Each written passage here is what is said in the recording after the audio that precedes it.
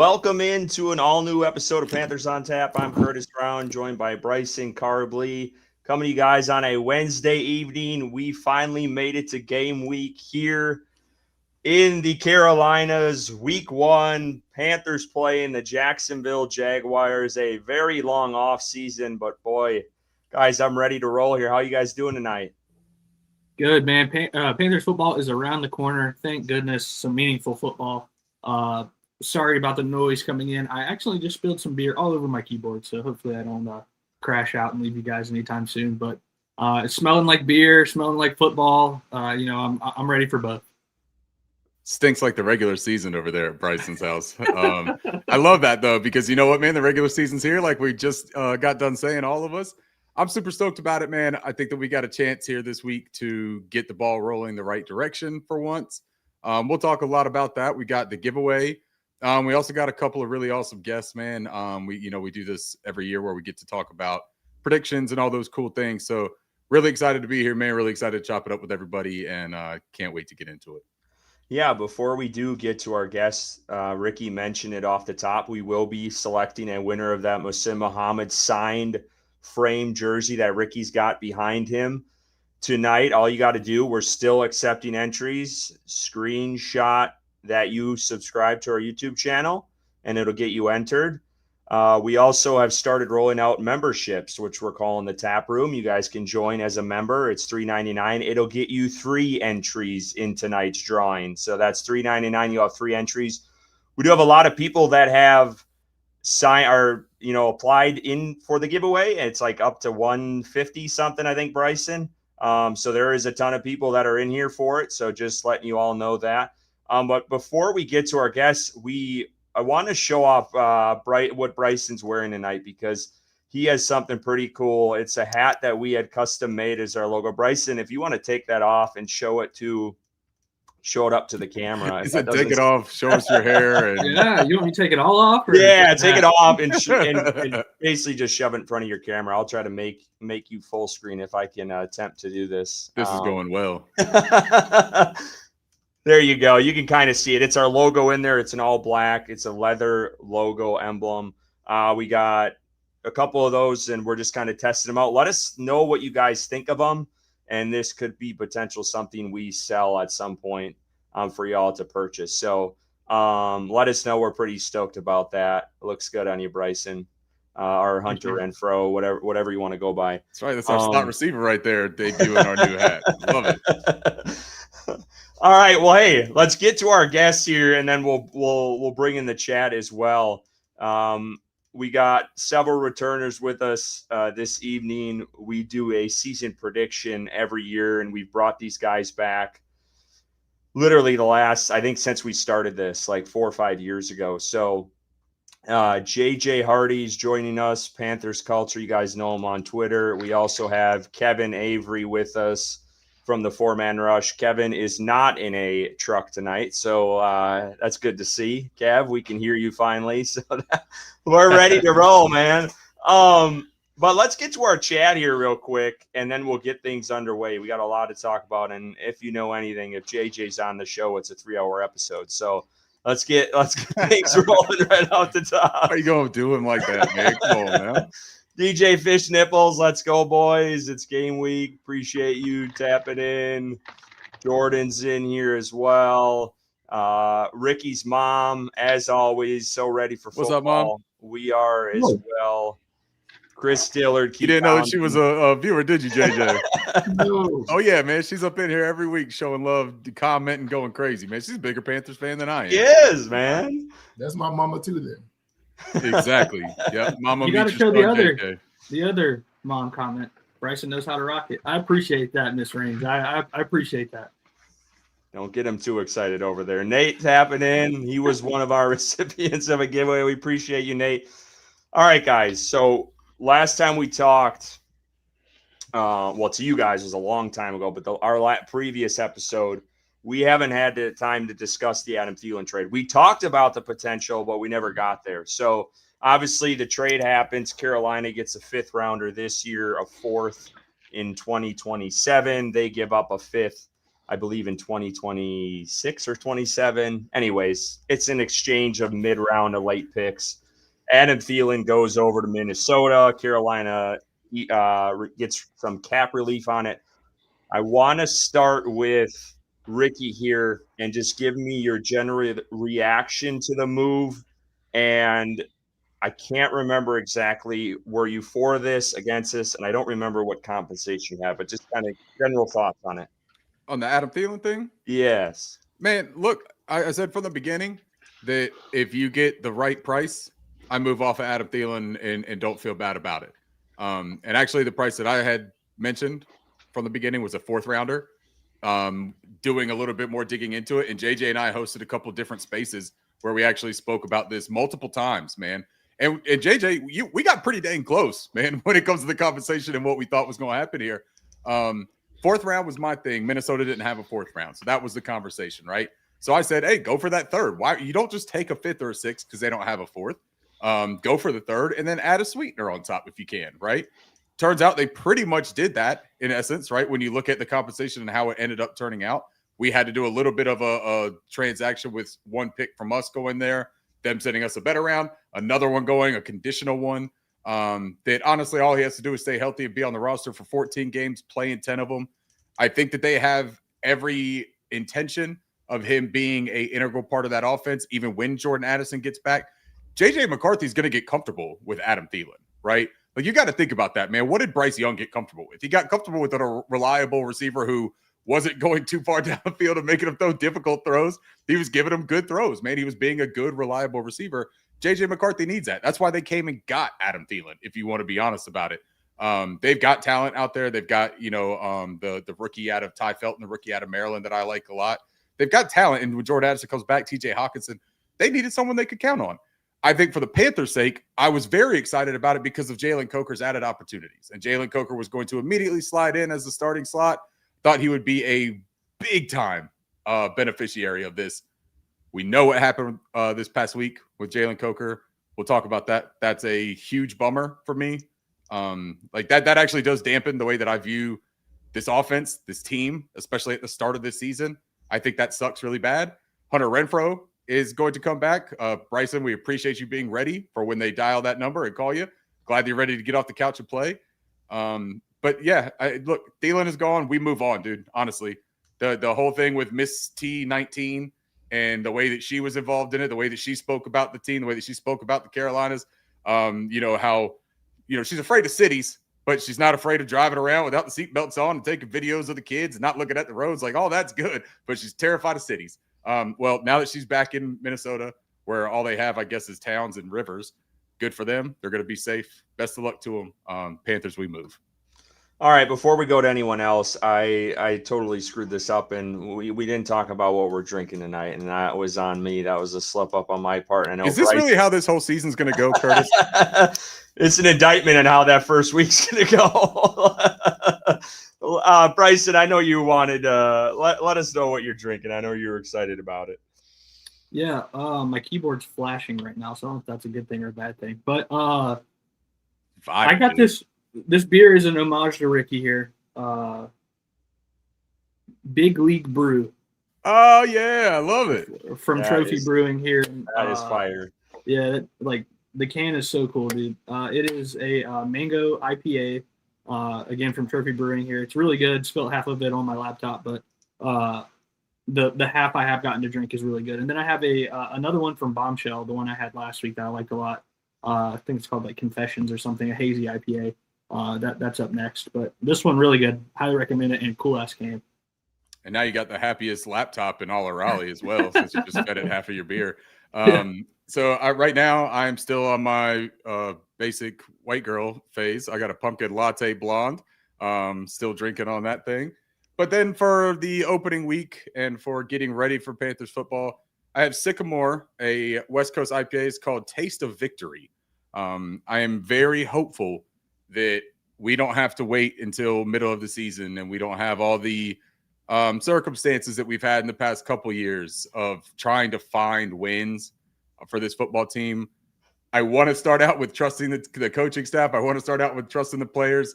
They have an opportunity against Jacksonville, so I thought that I would have a couple of these in the fridge and in the cooler for tonight and for Sunday, so that when we get that W down there, and where is it? Where are we playing, guys? Duval, right? What stupid thing that dude said. Oh no! I tried to find the video and I couldn't find it. So I had to do it that was myself. pretty close. But yeah, no, taste of victory. Chalk it up this Sunday.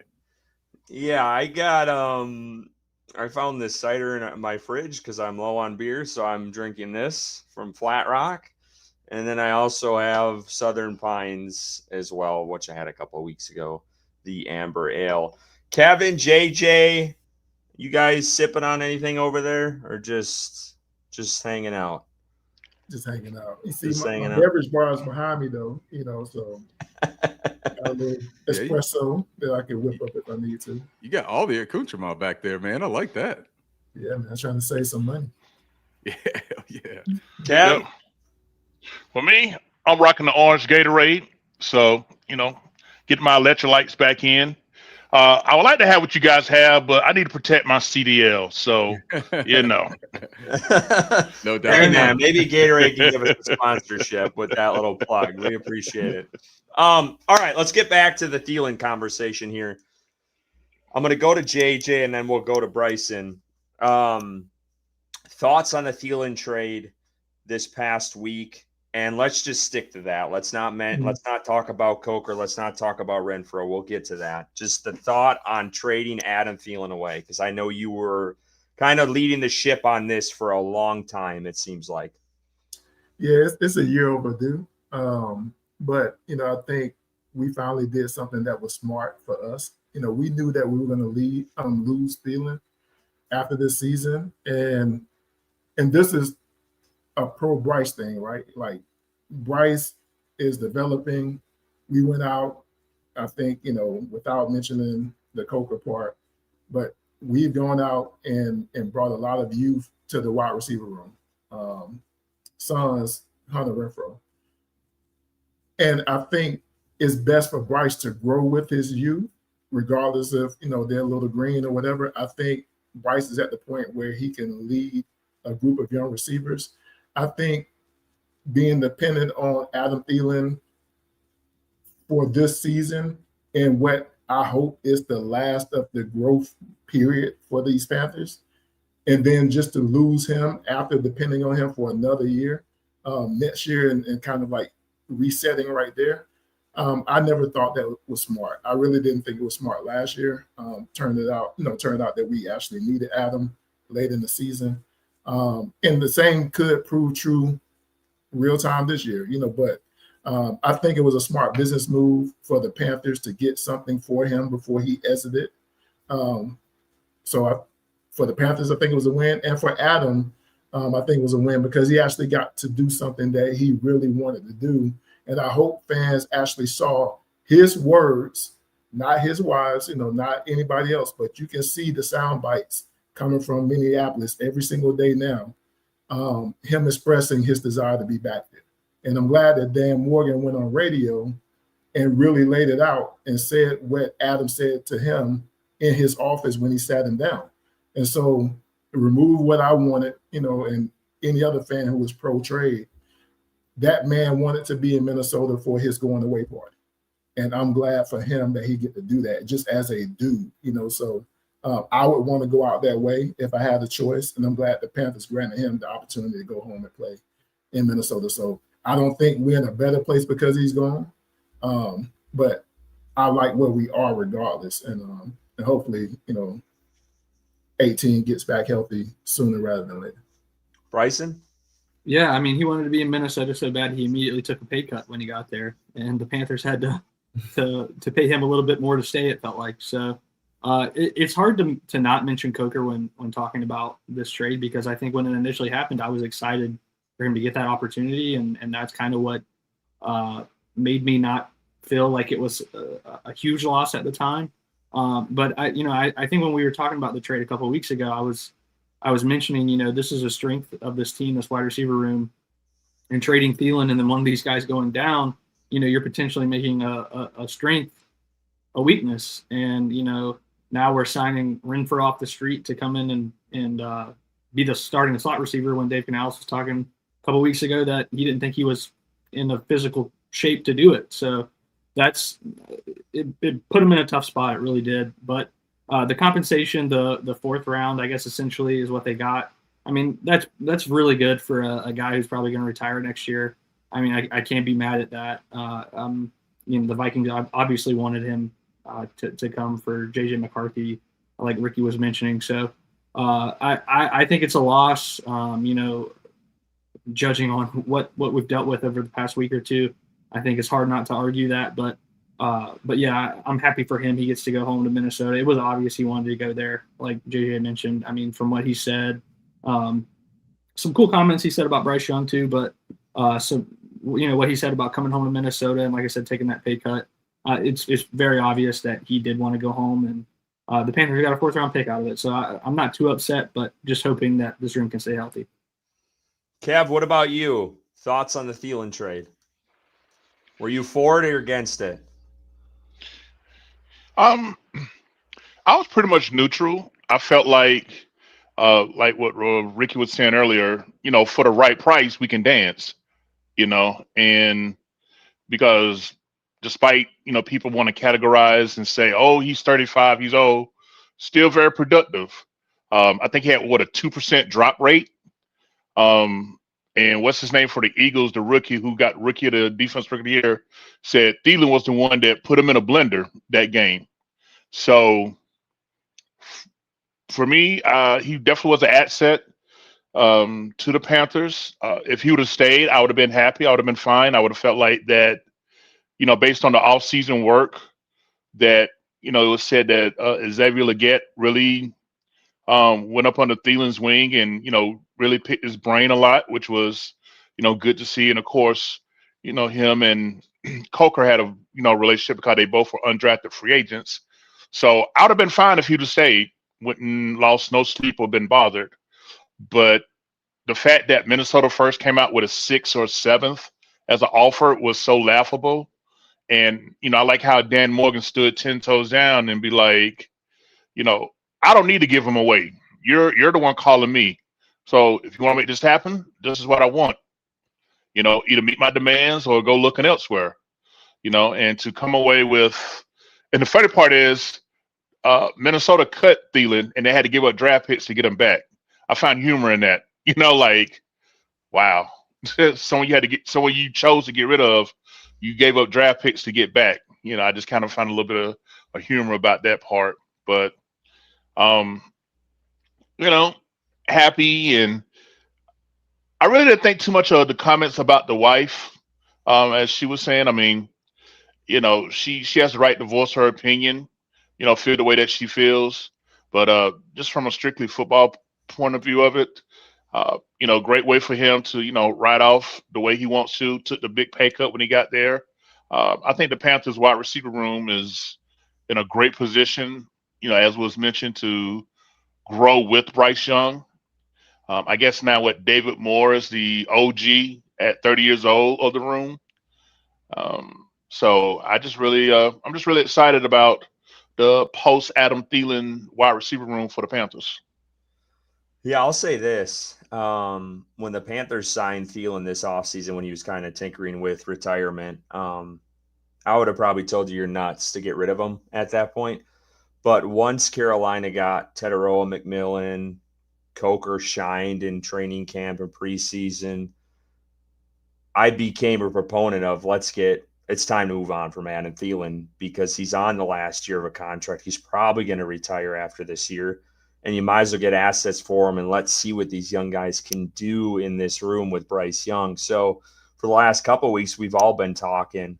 And I was a big proponent of that. It came with, I kind of wanted a player in return, and obviously that wasn't very likely, and Minnesota wasn't willing to give that up. But I think the compensation was good, and I give Dan credit. He started off with an offer that was even more than what he really wanted in a 4th, and he started off with a 3rd. I feel like in past regimes they've settled for other picks, and it hasn't worked out.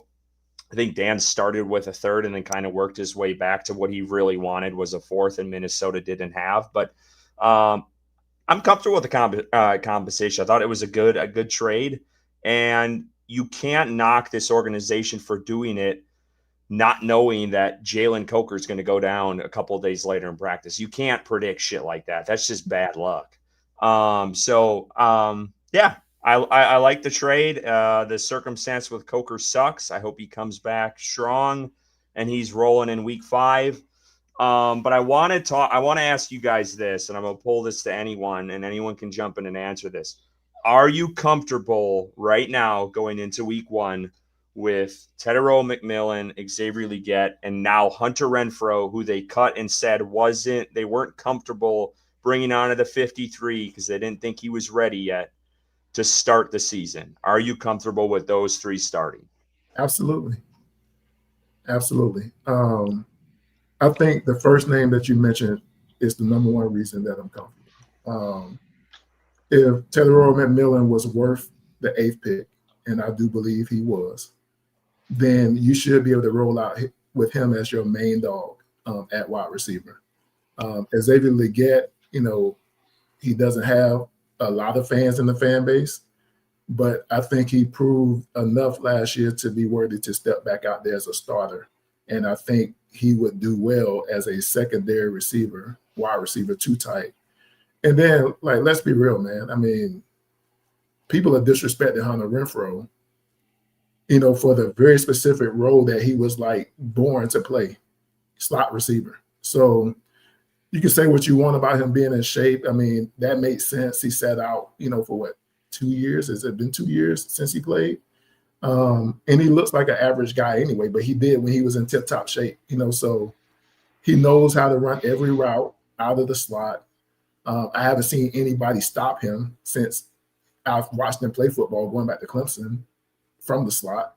And so if he can man his role, and that's something that we all agree that Bryce needs, if T-Mac can be who we all believe T-Mac is, and Xavier Legette can benefit from those dudes being around him, then I think we have the opportunity to go out there and be better than the group that Bryce basically revived his career with late last year. I mean, who were those guys? It was Coker, Legette, and Thielen, right? So if T-Mac is an upgrade to this version of Thielen, then I think at worst we are equal to the last group of receivers we saw Bryce playing with, in my opinion. Anyone else? Yeah, I'm comfortable with it. I'm more nervous than I would be if Jalen Coker were healthy, because I thought that Jalen Coker had been the most consistent player, again, when healthy, that they had out there last year, even comparable to Adam Thielen. If you just look at catch rate, drop rate, route running success, yards per route run, I just thought that he was kind of coming into his own, and this is an undrafted free agent rookie. And so you talked about you get a year with the coaching staff, a year getting your body right, which things came out this year. We get into that, or things came out recently about conditioning for him was a question mark, but that's a weird thing too, because then Canales praised his conditioning. Either way, whatever. Tedero McMillan, as JJ just spoke about, is the difference maker here. This is a top 10 pick at wide receiver. This is a 6'4", 218-pound, large target that can still run routes efficiently, has the alignment versatility. You don't have to just plug him over there at the X. So if you want to let him run some out of that slot, if that's where Bryce is very comfortable looking for that read, for that progression, for that receiver, that's something you can still do with T-Mac. That's still something you could do with Xavier Legette. This is something that Dave Canales, it's time for him to earn his check a little bit, right? Because this is where he is supposed to make his hay, is his offensive creativeness, right? And his ability to draw up the X's and O's to win matchups and to create advantages for his players. Well, you still got enough firepower, in my opinion. You still got 2 first-round wide receivers that are going to be playing out there. You still got Hunter Renfrow, who the last time we saw him playing, he was dealing with some serious health issues. But the last time you saw him playing without those health issues, he was a pretty effective football player, man. We didn't even talk about JT Sanders. JT Sanders is in the best shape of his life and is probably going to be playing a significant receiving role for this team. He's tight end 1. There's a lot of things. Rico Dowdle and Chuba Hubbard as a effective 1-2 punch.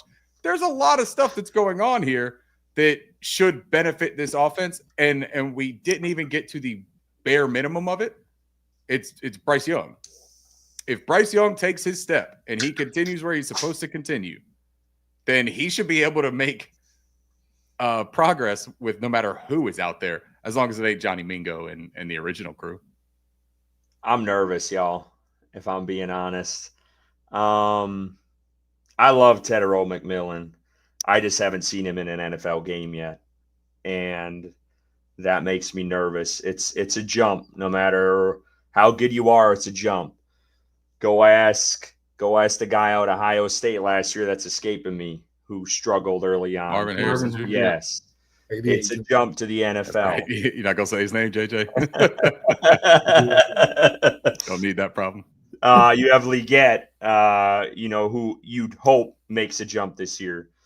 Coker was the deciding factor in all this. And for a staff who didn't think Hunter Renfrow was in game shape and cut him, and then 2 days later signs him, I have some hesitancy there, and I just think they're forcing a hand based off the situation. I don't think they really have a choice, but that's what really makes me nervous about it all. I don't know if I'd say I'm comfortable.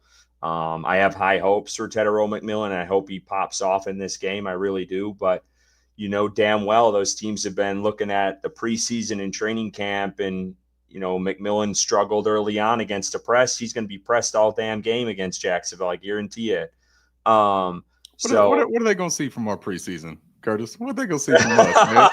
Unless they got practice just check tape. our beat reporters. Just check our beat reporters. Unless they got practice tape, they ain't seen nothing that we're going to do. Hey, practice is more important than the games. That's what I heard. According to Canales. Oh, anyway. But, I'm nervous. I'll try to jump to the other side a little bit. Anyone else, Kevin or Bryce, you want to chime in? Or are you guys good with what we said? I'll agree with you, Curtis. I think I lean more towards the nervousness than comfortableness in this game. I think it bases a lot off, of course, losing Coker, and then the situation with Hunter Renfrow. If it were really me out there, if it were really me out there in the slot, I would be extremely nervous. But it's not, thank goodness. I'm not going to be getting hit by linebackers in the NFL. So yeah, I think you mentioned it, Curtis, with XL coming off a disappointing rookie season. I don't think there's any way else to put that. High hopes, struggled a little bit, but hopefully he continues to take that step. And then Tedero McMillan, who I'm a huge fan of, we all know that, like, throughout the whole process, that's who I wanted, and they took him, and I was super excited. But he is a rookie, and this is going to be his first NFL game, so we'll see how that goes. But I think, though, if I had to guess, I think they're going to lean heavy on the run in this situation. Probably work on the play action and get that going. If I was the coach, that's probably what I would do, and then get Bryce and those wide receivers involved that way. But yeah, I would definitely be a whole lot more comfortable if Coker was out there. I think he is just almost like the glue in that wide receiver room, which is crazy to think for an undrafted rookie in a second season. But losing Thielen, who was that glue, and then Coker's supposed to take that spot, I think he played a pivotal and important role, being that consistent guy. And I don't know where that lies right now. Hopefully it's Renfrow, and that's in the slot, and he can continue to kind of have that Thielen role. But if it's not, then where is it? And I don't know. There's a lot of questions to be answered on Sunday.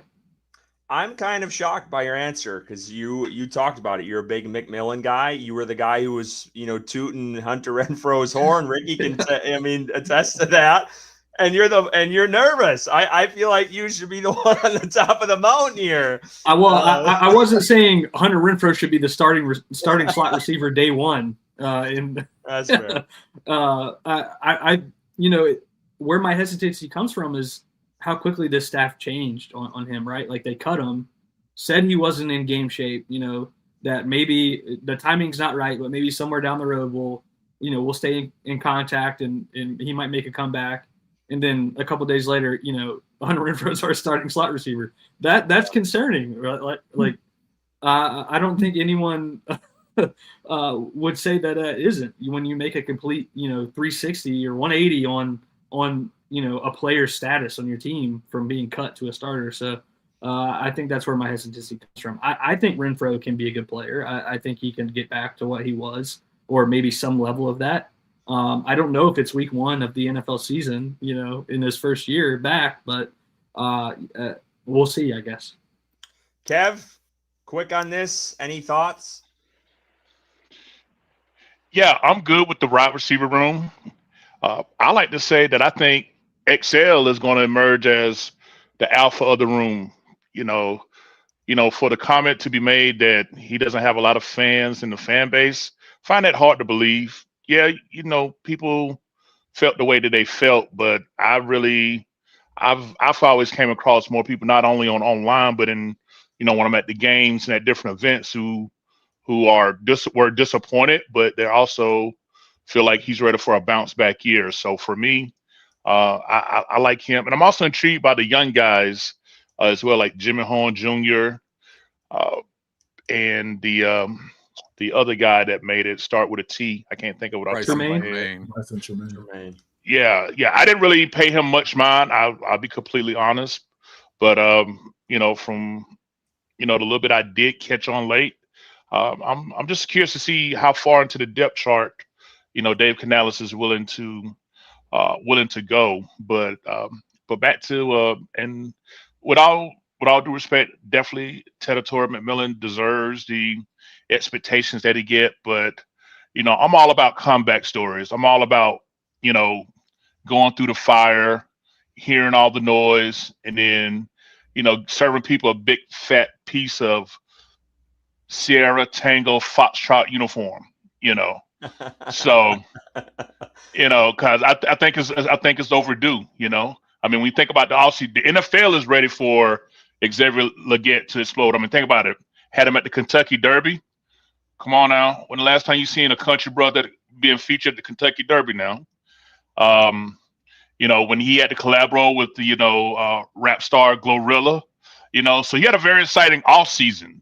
You know what I'm saying? I think that the NFL is ready because they love the way he talked. They love his countryness, his ways for him to be a star. And I'm definitely rooting for him.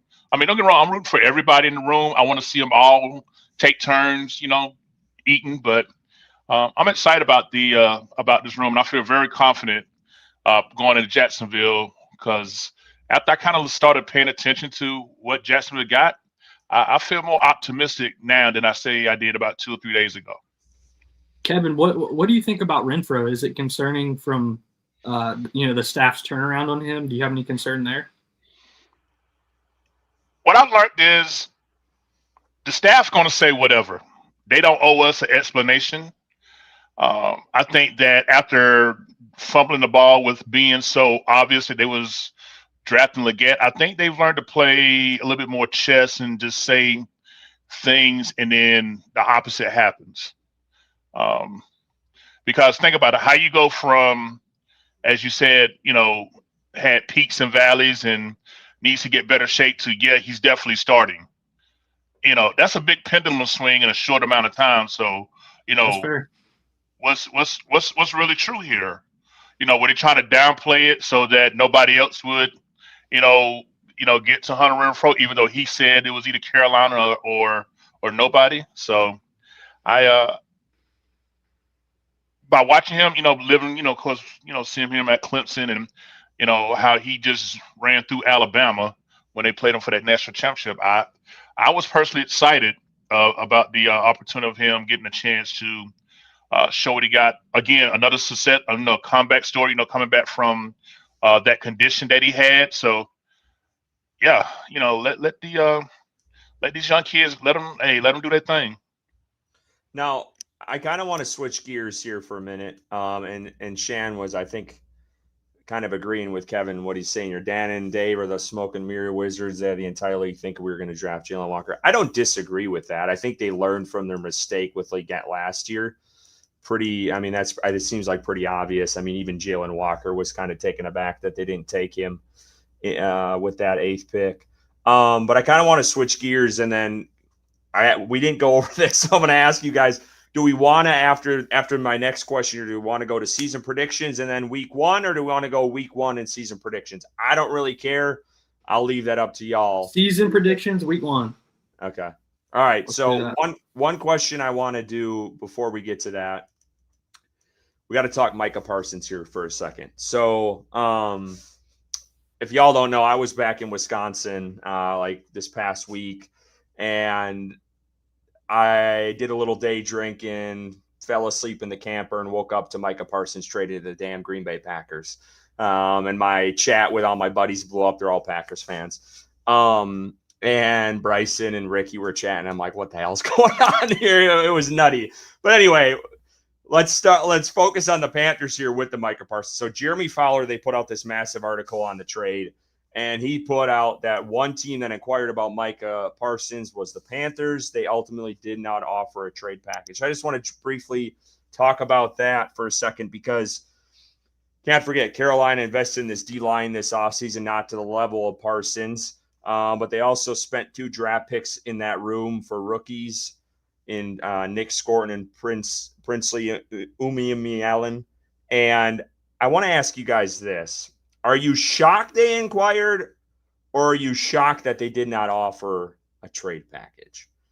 And I'm going to go to Ricky on this one, because I know you were a big proponent of some of the edge guys in the current room. Thoughts on that?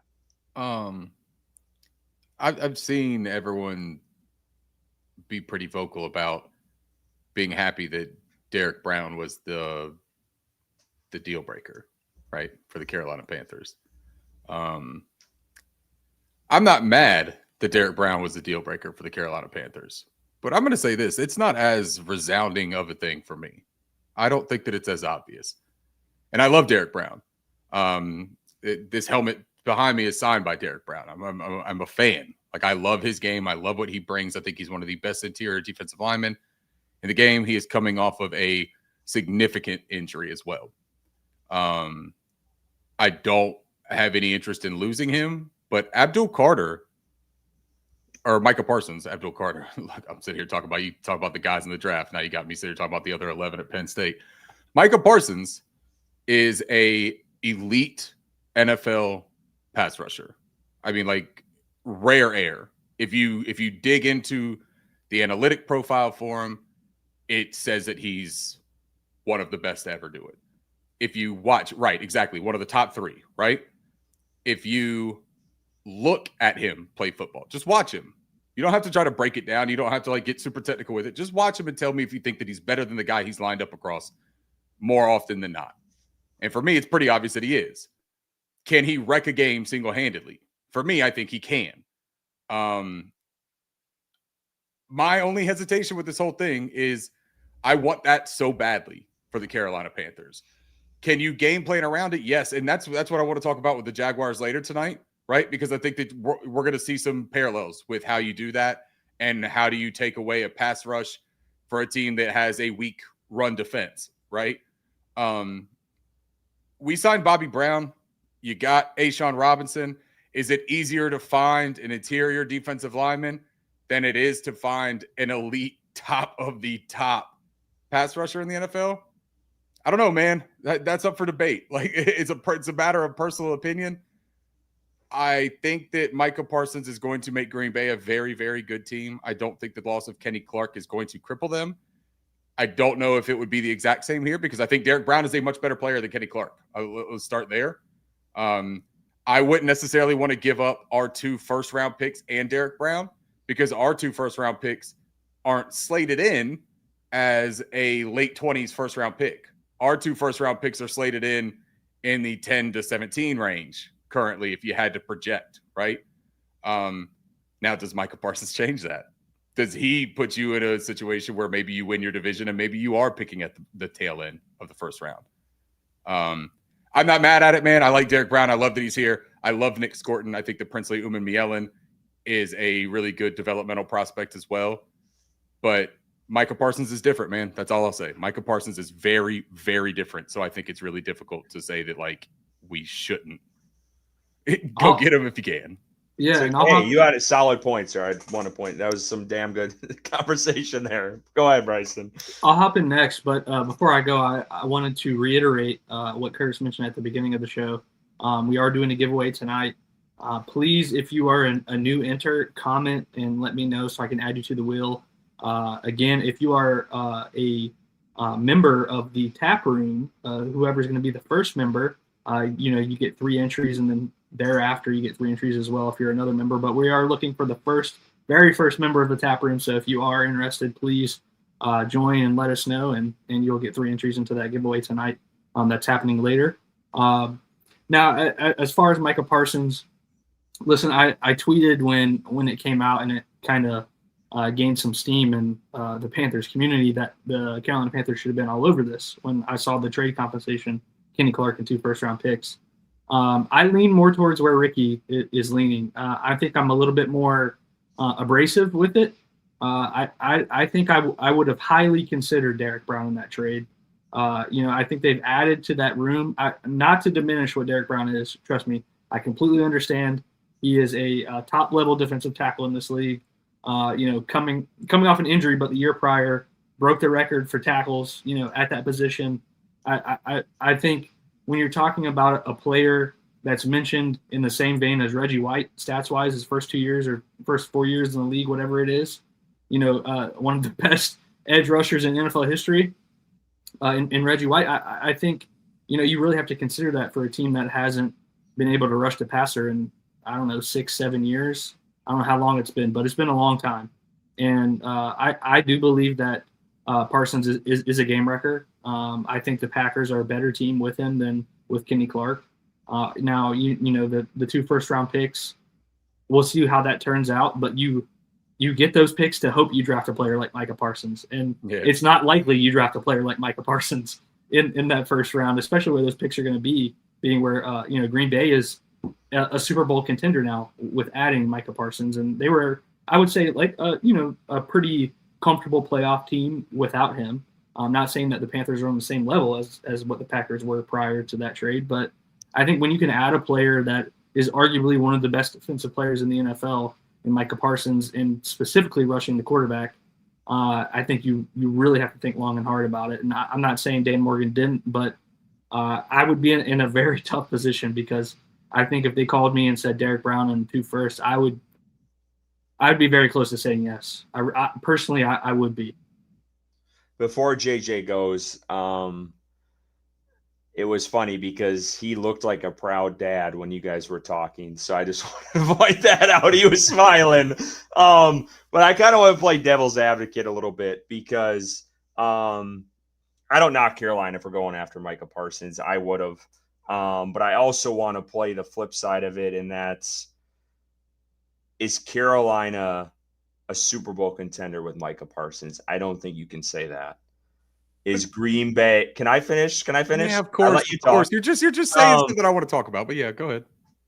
Does Micah Parsons make Green Bay a Super Bowl contender? Absolutely. I don't think Carolina is a player away from making a run. And I think that's why Green Bay made the move now. And it kind of reminds me, if Carolina would have made the move, of what Chicago did with the Raiders several years ago in Khalil Mack. They go out, spend 2 first-rounders, and I believe it was a player or 2. They get Khalil Mack. It didn't make the difference, and it set them back mightily. And that team was not very good. So that's kind of where I see it. I don't knock Dan for doing it. I would have done it. The guy, he's a hell of a player. You guys all talked about. He's elite as hell. But I don't think Carolina's at the point where they can go out, get rid of 2 first-rounders, a star player. And I'm kind of with you guys. I think Derek Brown, he's got a lot to prove. This isn't a gimme. He's going to be a top 3D tackle again this year. Like he's coming off of a serious injury, but I don't think Carolina is a player away from contending in the Super Bowl right now. And that's my hesitancy there. And I know everyone else is probably going to be the opposites. That's why I wanted to play a little devil's advocate there, because I can see the other side of it too. But go ahead, JJ. I actually came out and tweeted what I felt after I learned for a fact that we were interested. And I was happy that we didn't. offer Derrick Brown up in this trade. My reasoning is probably more in alignment with you, Curtis, regarding us not being ready for a Super Bowl run. And I don't think, and you're talking to someone who was pounding the table for Micah Parsons in 2021. Like, I thought we should have drafted him at 8. I was pissed, and everybody in this fan base was saying I was an idiot for trying to draft a linebacker with number 8, right? But I knew he was the type of talent that he has turned out to be. Or at least I thought he could be this type of talent. And he turned out to be better than I expected. But here we are in 2025, coming off another year of picking in the top 10. And part of the reason that we were picking in the top 10 again is because Derrick Brown was injured last year, in my opinion, right? We could not stop the run. We were historically bad versus the run. We were a historically bad defense. And I think Jerry Jones is mostly stupid, but I do think he had a point when talking about his own team and saying that they were bad against the run. But the crazy part is they weren't as bad as the Panthers, right? And so if we trade Derrick Brown and 2 firsts to go get Micah Parsons, if we are fortunate enough to be up by 2 scores enough, or even just ahead enough to utilize Micah Parsons in full, then I think it's great.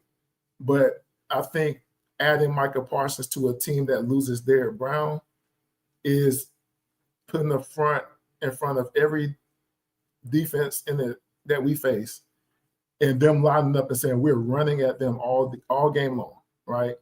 I think we added Bobby Brown, who may help with some of that. But besides him, I don't really see a formidable run stopper in the middle. And I need both Bobby Brown and Derrick Brown and Ashawn, right? And I don't know how great Turk was against the run, but I need all of those defensive interior guys on this team led by Derrick Brown. And so, yeah, when I learned I wanted Micah Parsons, let me be clear. Like, I would have put together a package for Micah Parsons that did not include Derrick Brown.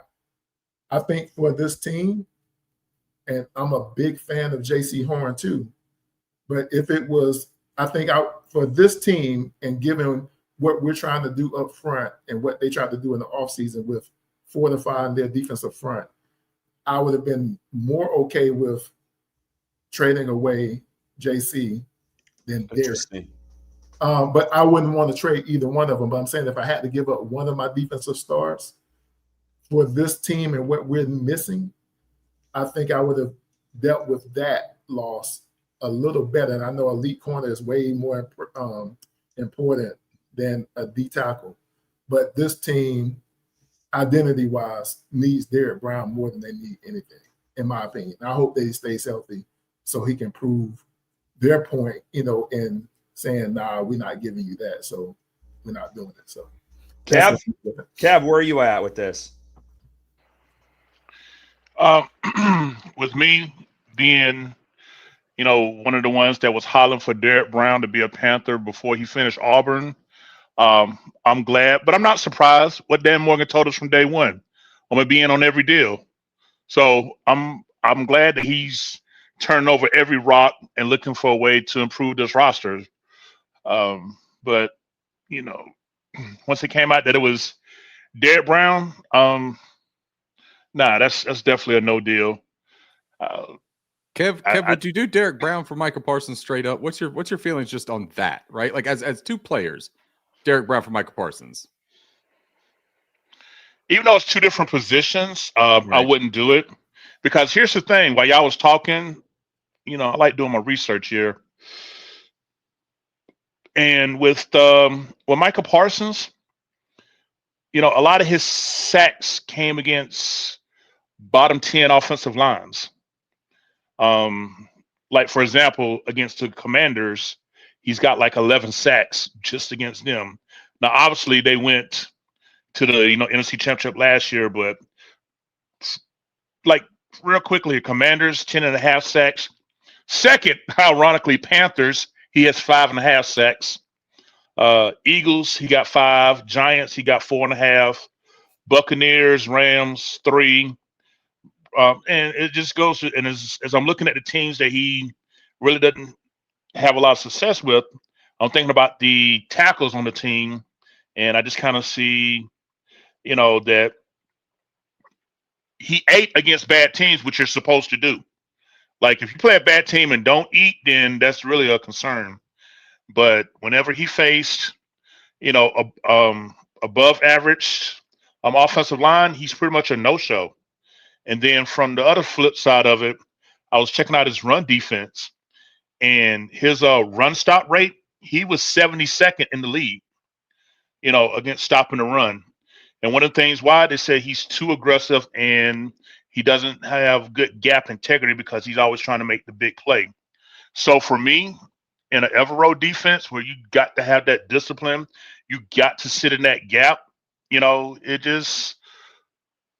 think fans get excited about the highlights and don't look at the foundation that's below it.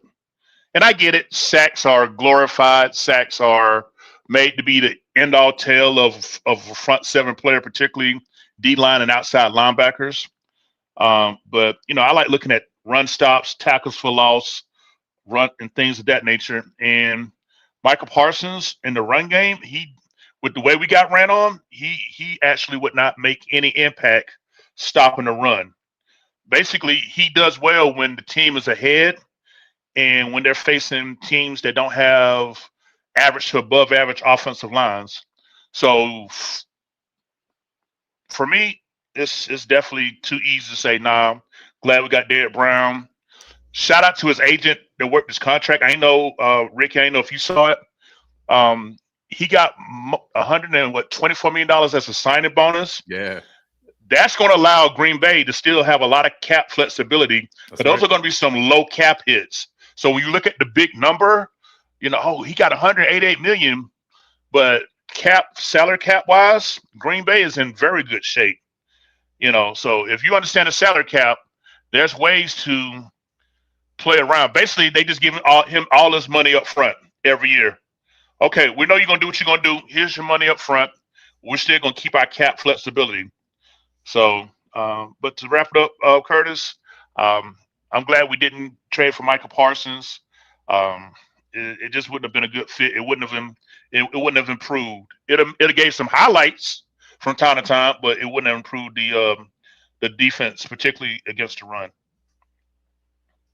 Any fallbacks any rebuttals to any of that, guys? I know Bryce and Ricky haven't come back in here. I'll say the one thing that kind of irks me is in talking about like players is their fit in an Evero scheme, right? Like I do not care at all if this man fits an Evero scheme when you are talking about trading for one of the top edge rushers in the NFL. Evero needs to make that work. Like they're plain and simple, right? Like Evero is on the hot seat. If they're struggling this year, I would not be surprised if Evero is fired midseason as a scapegoat situation, right? I find that frustrating when people say that. It's like, we're not going to trade for this good player because he doesn't fit Evero's style of defense.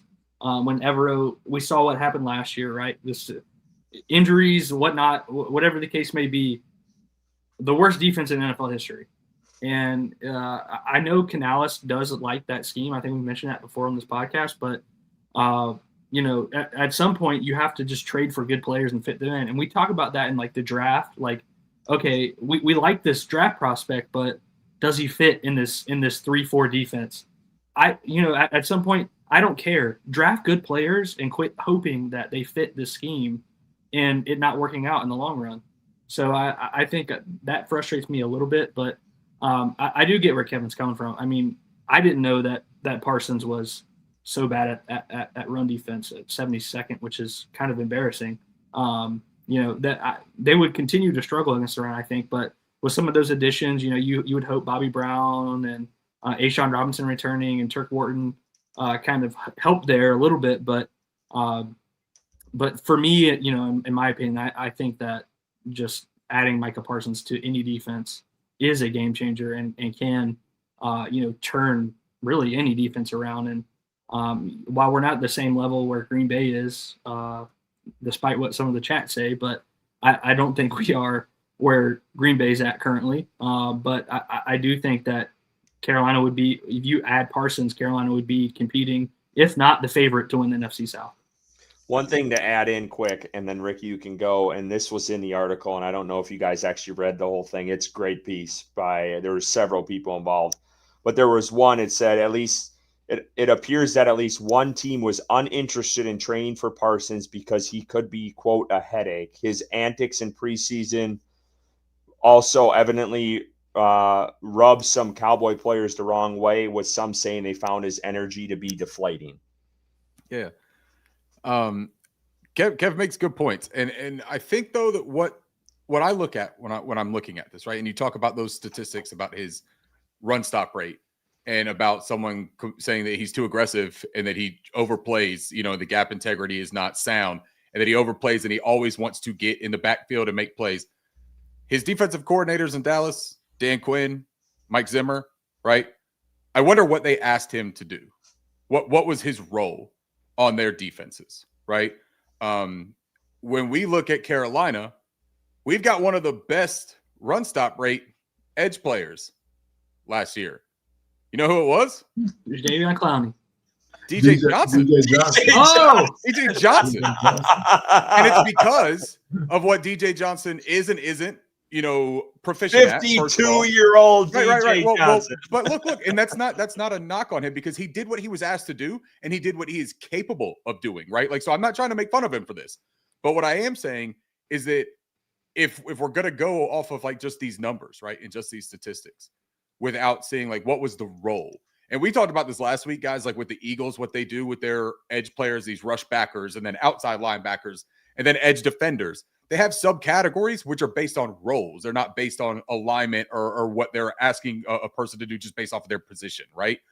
Micah Parsons, in my opinion, if you watch what they asked him to do and what Dan Quinn likes for his edge rushers to do, what Mike Zimmer, who is an ultra aggressive dude who we saw it in Minnesota as well, right? Like he would pin the ears back, send his guys. I think that's what they asked Micah to do, and that's because Micah is the best in the league at doing it, probably outside of maybe Myles Garrett. I do agree with you, though, that the discipline is a thing that would have to be coached and worked on. I can't wait to see what he does in Green Bay. Do they put more of an emphasis on that? Do they kind of ask him to do different things because they feel like they have positional players that can benefit around him as well? That's what I was going to bring up, though, is that when you talk about game planning, you got a game plan for Micah Parsons over there. Mm-hmm. The stress that puts on an offensive coordinator and an offensive line coach and a tight ends coach and a running backs coach, when you're talking about, hey, you might have to pick up. If Micah runs this stunt, man, you might have to pick up Micah Parsons coming at you, full-blown steam coming down that alley. That ain't a fun thing, right? You're right. He ate against lesser teams. Maybe they were also lesser coaches. Maybe they weren't as prepared. A team like Philadelphia that has really good offensive linemen, like the talent is there, right? And they play him twice a year. So you would think that he'd be able to rack up some stats at least, just based off of the quantity of games that he's playing them. Their coaching staff is a very smart coaching staff, and they do have elite talent on there. So, yeah, I'm with you 100%, man. There is a disparity in where he's gotten some of his counting stats, but watching him play the game and watching how people game plan for him, he's just one of those guys you have to take into account. Now, I'm not saying that Derek Brown is a bad player. I'm not upset that he's still here. Also, Derek Brown being here with Bobby Brown and the collective whole of that defensive front that has been beefed up and added, smart players. I mean, Turk Wharton, for whatever we may think, he's not Milton Williams. They went after Milton Williams. They didn't get him. But Turk is an interior pass rusher. That's what he is here to provide. JJ, you asked, I don't know how great he is at the, stopping the run. Not outstanding, but that's also not what you give him the money for, right? It's kind of like what we're talking about with Micah Parsons. You're not going to trade 2 first rounds for Micah Parsons because he's a good run stopper. If that's the case, let's put DJ on the block right now and be like, hey, give me 1 first round pick and you can have this elite run stopping edge right now. I give him to you. You get him because he's a game wrecker, because he can make a defensive or an offensive coordinator completely change the way that they approach a game if he's lining up against you. I mean, to your point, I know you're going to move off this, but Yep. Ricky, I think you asked a valid question of Kevin, and I think if it was a straight up situation, despite everything that I said, for why we would want to keep Derek, I definitely would trade him 1-for-1, right? And I just deal with whatever I lose and run stopping because of, like you said, the elite talent. I think for me personally as a fan, and just thinking about what we've experienced since 2023, I feel like we are finally out of draft debt, right? And so to get out of debt and to go buy that expensive luxury vehicle all over again as soon as you just paid off the other one, right? Like that's the part that I struggle with, and the player, right? Yeah. And so I think when I start envisioning this deal, in a way that was favorable for Carolina, I could come off with 1 first and a player, and then maybe some day 2 pick or something like that, or some combination of that. And I know that wasn't enough to make Dallas, make a deal, but at the same time, I don't think this Carolina Panthers team, who just got back to, I think, break even with the deficit that we paid for Bryce, can afford to go back in the hole. Fair. Especially when you think that we got people like Nick Scott starting on our defense. I don't even know how that made its way in here, but that was interesting, JJ. You just made me into the Micah Parsons conversation. Look at you, man. Let me throw a quick rebuttal real quick to both y'all what y'all just said. Yep. How often would Micah Parsons get pass rush opportunities if we're in if their offense is in 2nd and 3 because they ran for 6-7 yards? Yep. No, absolutely. We had teams that had career rushing attempts against us last year that are not normally running teams. That's right. You know what I'm saying? Like it was. I can't think of what team they were like 28th in rush attempts, but when they played us, they had like 38 carries. Mm-hmm. You know what I'm saying? It dropped like 180 on us. So you know what the saddest is? Oh, go ahead. I'm sorry. Go ahead. No, I'm just gonna say, but so for me, I get what you guys saying about playmaking ability, but you have to earn the right to be in position to make plays. And if you're on skates giving up 6-7 yards to the running backs, team like shit. We run the ball twice, we get a first down.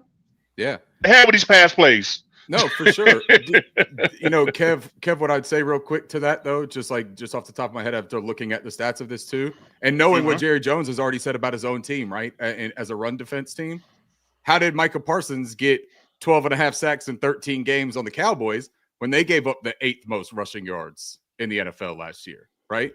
Like you could bank on rushing against the Cowboys. Now, look, they gave up something like 140, 138, something like that a game on the ground. The Panthers gave up damn near 180. So there's a discrepancy, right?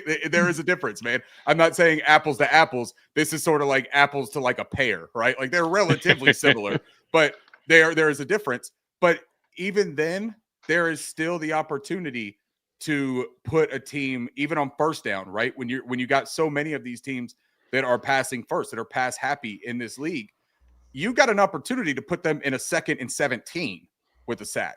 And when you put a team in conflict and you force a quarterback to make those decisions and you take away their run game at times, it's easier to take away the pass game with a good run defense than it is to take away the pass game with a good run defense, in my opinion. But I think that it's really difficult to say one way or the other what's the smarter approach. I'm not saying that Derek Brown is the guy that you should give up. I'm with JJ on if you're going to give up Derek Brown, I'm not doing 2 1s, right? Like I just wouldn't do that, especially not the ones that are projected for what Carolina has. If you could figure out if there was a hypothetical world to go back in, right? And Doc Brown pulls up with the DeLorean and says, hey, you guys want to do the Derek Brown trade again? Maybe I look at him and said, yeah, for 1-1 and a conditional 3rd in 2026. Maybe I could do that. But no, I wouldn't do the 2 1s. Derek Brown's a really good player. I'm happy he's here. I think that the Derek Brown, Bobby Brown, Turk Wharton thing also, you look at that could help Nick Scorton and Princely Umanmielen and DJ Wanham and Pat Jones. You need that to help your outside defenders as well. So it's all a symphony, man. None of this stuff is on its own. You can win a football game with one good player. It is tethered but where is the heaviest anchor of that tether? All right. Hey, Ricky, your man Edgar just came in, off the top rope to help you out. Look at that. See, look at him. Edgar could tell when a friend needs a little helping hand. Yeah. And Edgar was supposed to be with us tonight. He had some job obligations, but he will be in the season predictions. I kept his predictions. I think this was a really good conversation, though. Just to wrap it up here, I think that everyone made good points. I think that it's a fair, valid debate, and I don't think that there's a right or a wrong. I think that this is the classic team building conversation, right? Like, what do you do? They're doing the same thing. I mean, Brant, Eager, the guy from PFF, I can't think of his name. Dan Morgan in there, like they're all talking about the same. Well, Jerry Jones is happy with Kenny Clark, so let me add this part about the team building part, right? Like when you talk about the Dallas Cowboys and what Jerry Jones is saying, it's in a whole different context to like who we are right now. Jerry Jones still envisions his team as a Super Bowl contender, right?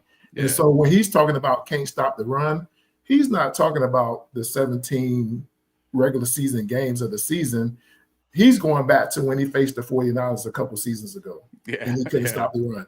He's thinking about where he ranks and stacks versus the Eagles and stuff. We don't care about Jerry Jones. This ain't a Cowboys. I know, but I'm saying, but that's the context of him saying, I can't stop the run.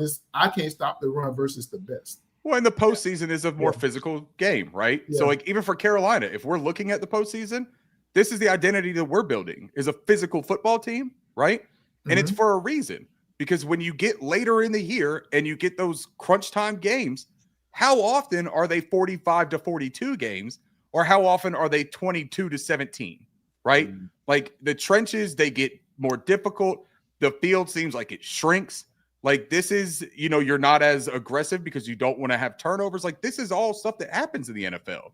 And this is why Kansas City was as good as they were. Yeah, they got Pat Mahomes. They also got Spags in that defense, right? So, yeah, it's a good conversation. All right, season prediction times. Let's get into it. And we're going to start off. So I asked everyone in here, and Edgar was included in this.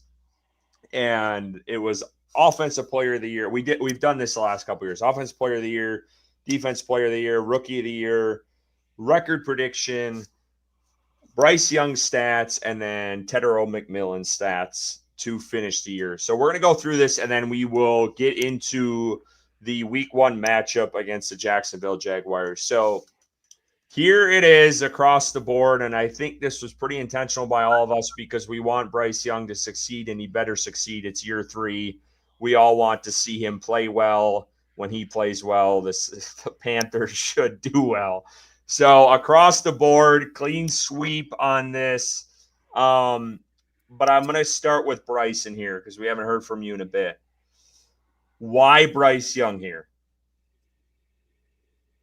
Man, I think it's based off the last 10 games we saw last season, returning from that post-benching, him being statistically one of the top 5 quarterbacks in the NFL, adding to Tedero McMillan to this wide receiver room, bringing Rico Dowdle with Chuba Hubbard.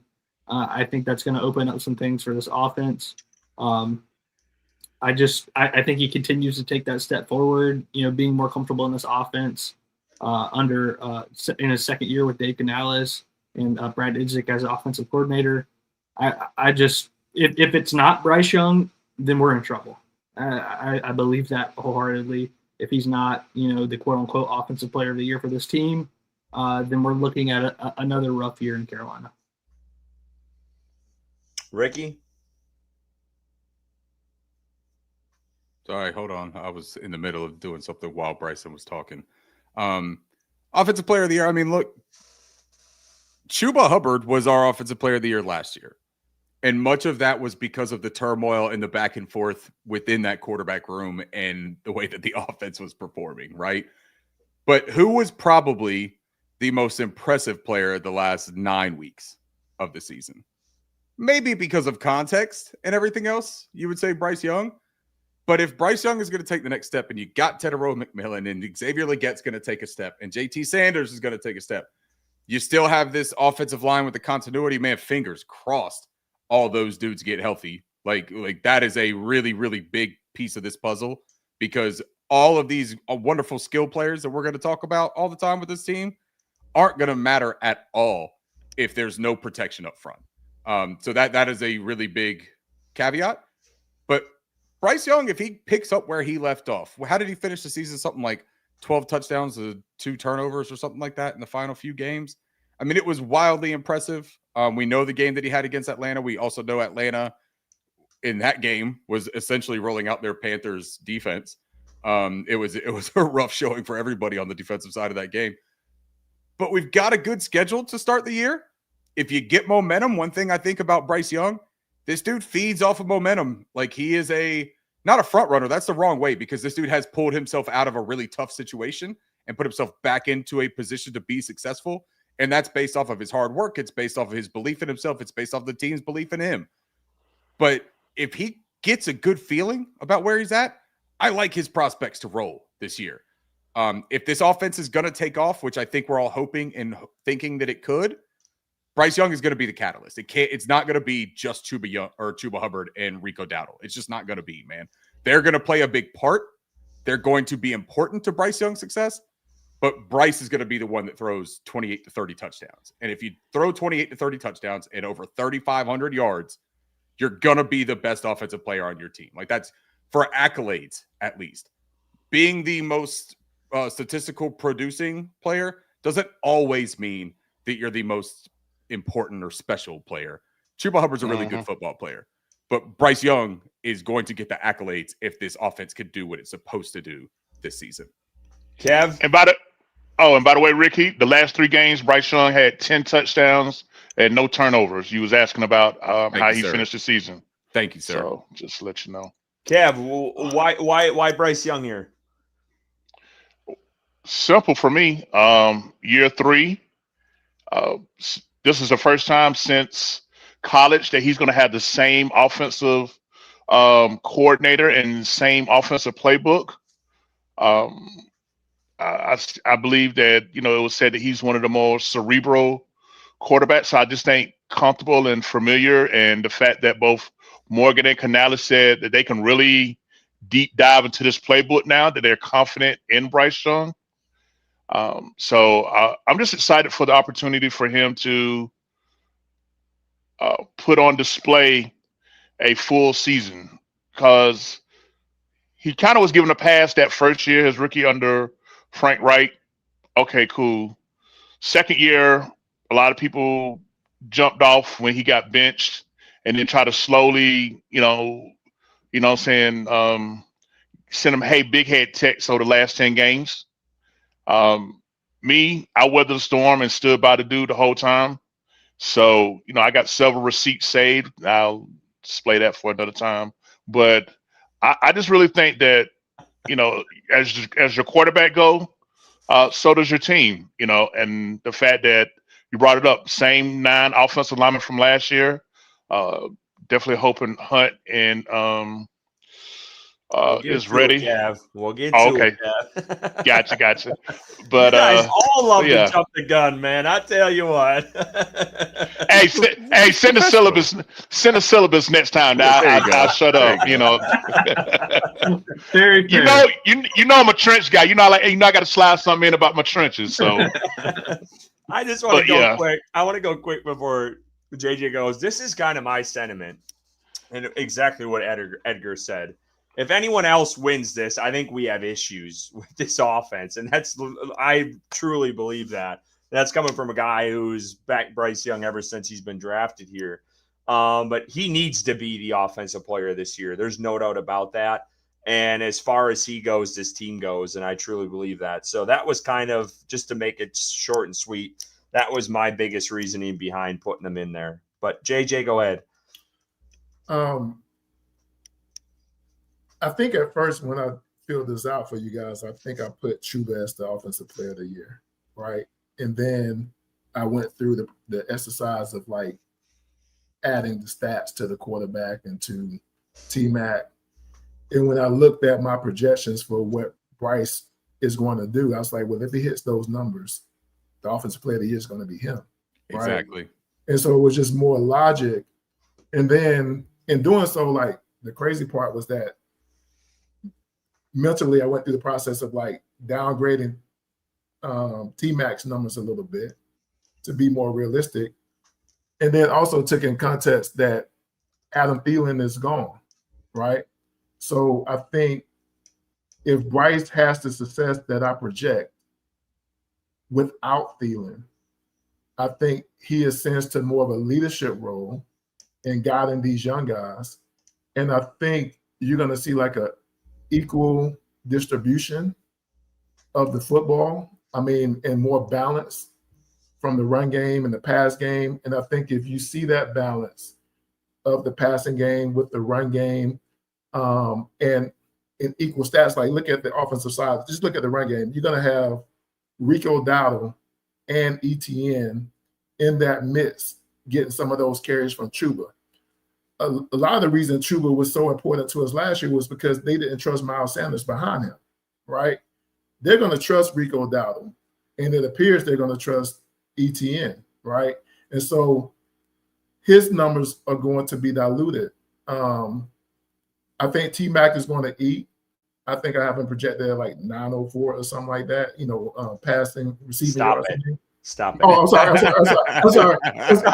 I was stopping. So look, I think because of the way that Bryce wins is by being an equal opportunity passer.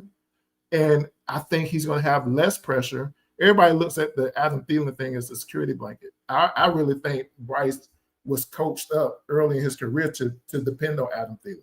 And it's for good reason, right? The man gets open and he can trust his hands, he can trust everything. But I think Bryce is going to lean into the guys he have. I think, everybody's going to eat to an extent. And I think when you balance it all out, it's going to be clear that Bryce orchestrated the offense probably better than he has in his first 3 years. And I think he's going to come away with the offensive player of the year as a result. So make sure you screenshot this. So anytime somebody's coming at me, and then you remind them of where I was before the season started, because I start like this every single year. And we'll clip it out. We'll clip this whole thing out for you, so you got the video and everything, man. Yeah. We'll have a video rebuttal set up for you. You can just forward it along to people. Yeah, I always start high, so I'm high. I want to know what the chat thinks. So chime in on this. Who do you guys think who would you take as the offensive player of the year? I'm assuming it's probably similar to ours, but I want to get you guys involved in this. Let's move on to the defensive side of things here. And it's mixed. Look at us, JJ. Yeah. It is mixed. JJ, let's start with you since you ended this last one. Why Trayvon Merrick as your defensive player of the year? Well, I think Trayvon Merrick was the person, after Milton Williams, I think it is. I think he was the guy that was probably like their second priority. I remember a lot of people thinking it should have been Javon Holland. I was always team Trayvon Merrick because I think he fits what this defense needs the most, and that's some like level of physicality on the second, on the second level, third level. I say second level because he plays so close to the line of scrimmage. When I look at our linebacker play, I think they're going to need help at the second level. And I think he's going to come down and make a bunch of big plays.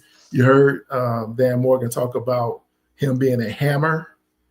They need that physicality coming down. And I think he's going to set the tone for that second and third level for the Panthers. He's not a linebacker, but I think that's where they envision him playing a lot. And I think when we start looking at defensive football this year, I think you're going to see Trayvon Merrick make as many splash defensive plays, big hits.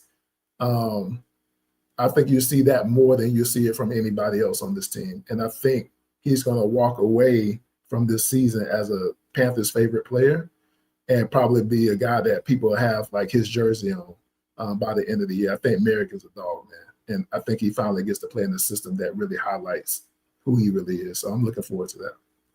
Hey, Kev, what are you making us in the kitchen? I'm curious. I'm making what I call a house sandwich. What it is I got a Oscar Mayer sub kit, turkey and ham, and I got the mix of green peppers, red peppers, and onions, and then some mushrooms. I'm gonna saute them up because I didn't really eat much while I was driving today because I had 3 runs. So yeah, I was gonna get my cook on while y'all cooking on the cooking on these topics. So I just figured we just cook on many levels. You know what I'm saying? I think better when my stomach not speaking in tongues.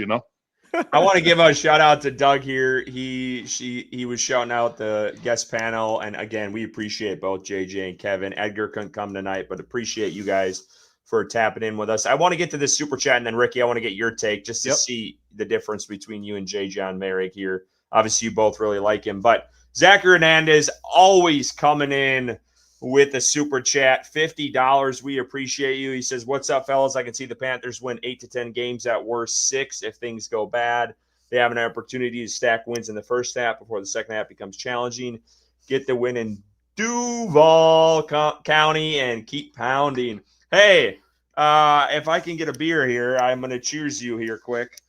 We appreciate you, Zachary, as always. Yep. Seems like every week, man, Zach comes in. He's one of the first to comment. Super chats every time, man. And the super chats always have a good conversation. It segues into a really good debate for us here on the show, too. So appreciate the support, man. Cheers to you. Cheers, Zachary. Cheers, Zach. Added you a couple more times to the giveaway as well as that. Yeah, you got yourself a couple more entries for that Muhammad jersey, too, man. That's a little added benefit of the support. And Zachary, we will be getting to our season predictions here shortly. I believe it's in like two other slides here, so we'll get to that in a quick second. But Ricky, Trayvon Merrick, I know you were high on this guy from the jump. This was a safety you wanted on this team. If you've been listening to us, this has been Ricky's guy from the start since the offseason. Tell us a little bit more why you think he's going to be the best player on this defense. Well, because I just think that the versatility that he brings, I think, is something that Evero craved. Like, I think that so much of what, and this isn't me defending Evero by any stretch, right? But so much. I'm bookmarking this. Yeah, no, go for it, man. Like, we've had this conversation before. There is no way that you can sit here and honestly say with a straight face, though, that this defense hasn't been void of talent. Like, that's a fact, man. We have not had outstanding players. Some of that has been front office issues, bringing in free agents that have not worked out. And some of them have been Evero disciples and that have familiarity with the scheme. I'm not giving anyone a pass on this, but those players didn't work out. Those players also never showed. Jordan Fuller, right, is a guy that we all wanted to be something for us that he wasn't. But Jordan Fuller also never had a season, let alone 4, that were even remotely what Trayvon Merrick has put on NFL tape. Never. And what Trayvon Merrick brings to the table, this is when we talk about versatility and stuff, right? This guy had 12 quarterback pressures last year. He played free safety, played strong safety, played in the box. He played nickel. Like, he had the most box snaps that he's ever had in his NFL career this past season for the Raiders. He had 439, 80 along the defensive line, showing pressure. He had 2 sacks, 3 batted passes, 73 total tackles, a missed tackle percentage of 7.4%, 29 stops. A stop, for anyone that is not familiar with like the just definition of it, right, is 0 yards gained or a yard or a loss of yards. 29 of them from your safety. This guy has a great innate ability. We did a little bit of film stuff on the show before. We showed some clips when I posted them on Twitter or whatever. This guy has an innate ability of timing the snap. That the only player I've seen on the Panthers team, this current roster, that shows that same thing is J.C. Horn. And J.C. Horn is a player that I would love to see being able to rush the passer a little bit more, because when he's done it in the past, he's been very effective at it. And you know what that also told me? That's why Evero likes Trayvon Merrick so much. He can play in coverage. He can play up close. He's a physical player, but he's not like completely handcuffed by just being a down box safety. That's not all this guy could do. He had 2 interceptions. He had like 5 or 9 pass breakups, I think. I have to pull it up. Where was the pass breakup number? 3 pass breakups, 2 interceptions. The longest he gave up was 35 yards. Nick's got Xavier Woods give up 35 yards in their dreams. Like, that's just, it happens. It's just kind of a thing that they did. if that's the worst that he's going to offer us, and then you bring in guys that could play next to him and offer that versatility, like a Lathan Ransom or Damani Richardson, what does it open up for some of the defensive strategies that Evero is able to deploy? Is he able to come up with more exotic pressures? We know that he's had to send extra defenders to get pressure, but is he able to do something just because he has the ability now, not because he has to? Is Trayvon Merrick the key that unlocks everything? I think he is. JJ talked about him playing more so in the box too because of the linebacker need here. I don't think that's a problem for him. I think that could benefit him. I think it could benefit the linebackers having him in there. You want to play 3 safety looks? This guy could be your extra linebacker. And you could have Lathan Ransom and Damani Richardson. I mean, God forbid, if you got to have Nick Scott out there, go for it, I guess. Do it in week 1 so that we can show you that it's not supposed to be there and we could get on with the show. But this, I just think that Trayvon Merrick is going to open up a lot of things. I think as a backline of defense, I think he's very capable. And I think that the aggressiveness in which he plays as a tone setter and as a leader of this football team is going to shine through. And I think he fits really, really well on this defense. I'm going to go here, and then I'm going to let Bryson go with Derek Brown. I agree with you guys mostly on Merrick. I think he's going to be a hell of a player. My biggest concern is they're going to force him to do so much with the lack of linebackers on this team that it's going to take him out of position in a lot of ways, and it's not going to show up on the stat sheet. And that's my concern. And I've talked about that for several weeks, is I just think these linebackers aren't that great, and they're going to try to use him in so many damn ways because he is good. I agree. Like I love the pick. I love the signing. But I just fear that that's what it's going to put him in a lot of inadvantageous, if I'm even saying that right. I'm probably not. Spots where let's make up words tonight, baby. Where he's going to be out of position because they're going to try to throw so many things at him to try to make up for the lack of the linebacking room. And that's just my opinion.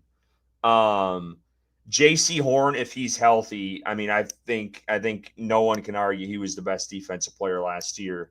And if he is healthy, I think he continues that. And there's a reason why he got paid handsomely this offseason. Obviously, if his availability comes into question, we're going to have some issues.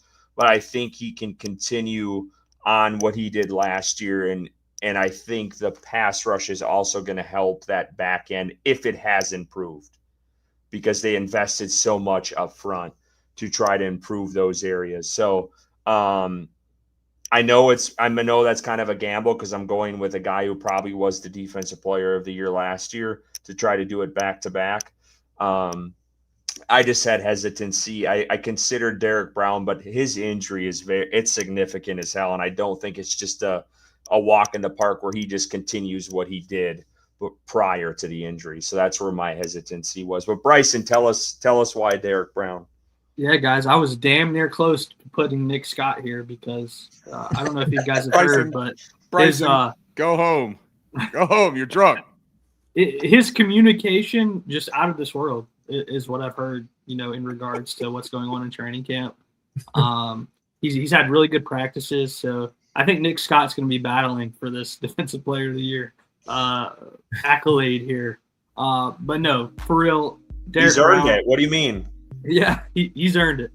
I was trying to give you a love song to finish up that waxing poetic about Nick Scott. Caught me off guard there. I was like, what's going on? Are we in the club or? No, I think Derek Ricky, Brown, put away the donuts. Oh God. Derek Brown coming back from injury, it is a concern. But I think if he's on the field, he is arguably the best player on this defense. I know JC Horn is very good as well. And you guys talked about Trayvon Merrick, but in his last season that Derek Brown played, he broke records. And I think that's important. I think he's going to drastically improve this run defense, that was very bad last season. I was just talking about how I would trade him for Micah Parsons. He's on this team. I think if Micah Parsons was on this team, I'd probably have Micah Parsons here as well. But Derek Brown, not to like downplay the type of player he is. He's very good. He's elite at his job, at what he does when he's on the field. Did you know that you were just pulling up this awesome new segment that you just said with that if Micah Parsons was on this team, would he be the answer across the board right here? Oh, I think undoubtedly he would be. I don't know if you could like realistically put anyone else there if Micah Parsons was on this team, but yeah, I think Derek Brown, kind of was upping his pass rushing abilities a little bit when he was on the field, making a difference in that interior defensive line there. Not to mention his run defense. I think he's just a leader, a captain, a dude that just does a lot for this defense, and I think he's gonna, at the end of the year, if he's healthy, be the defensive player of the year on this defense. Kev, are you in a position to talk about your choice of Derek Brown? Did we catch you at a good sub time? Oh yeah, definitely. Everything is sauteing at the moment. You got enough for two? I just want to go ahead and ask while you're doing this. Hey, definitely. For me, the reason why I chose Derek Brown, what was stopping the run game is number one. And he has proven that that's what he excels at. A lot of people, wanted to shit on him because he didn't put up the Aaron Donald type sacks at defensive tackles. And we already know that's a whole different stratosphere of defensive tackles. You know what I'm saying? And I like the way he smoked his teammate with that workout. Did y'all see that? That was funny as hell. But back to Derek Brown. I just think that thing, right? Sorry, I heard what you're saying, and I didn't catch it at first. That was the Jared Verse thing. Yeah. Phenomenal. Yeah, that was hilarious. I watched it multiple times. But back to Derek Brown, I just feel like he's going to be the tone setter because realistically, you block him one-on-one, you're going to have a bad day, And I go at it with Falcon fans. They like posting what's his name, Lindstrom's. He made Derek Brown didn't play. He didn't play Derek Brown last year. He's Derek Brown's bitch when we play the Falcons. If you watch the film, you know what I'm saying. He hip tosses dude like an old school Reggie White move. But just overall, I just think that Derek Brown is just going to set the tone in the trenches. That's going to allow everybody else to flourish. He's the energy that we need. He's that leader. He made a baby while he was recovering. He's on child number 3. You know what I'm saying? That man got mouths to feed. So I think that he's going to come out and show why the Panthers made the investment into him by extending him prior to the injury last year. And I think that we're going to see his pass rushing package kind of open up this year. I got him down for 5 sacks this year. Ooh, that'd be career. Yeah. Yeah, it definitely would be, but you think that some of that has to do with the pieces around him, or do you just think that that's an individual, hey, I'm starting to figure this and unlock this element of my game? Combination of both. Yeah.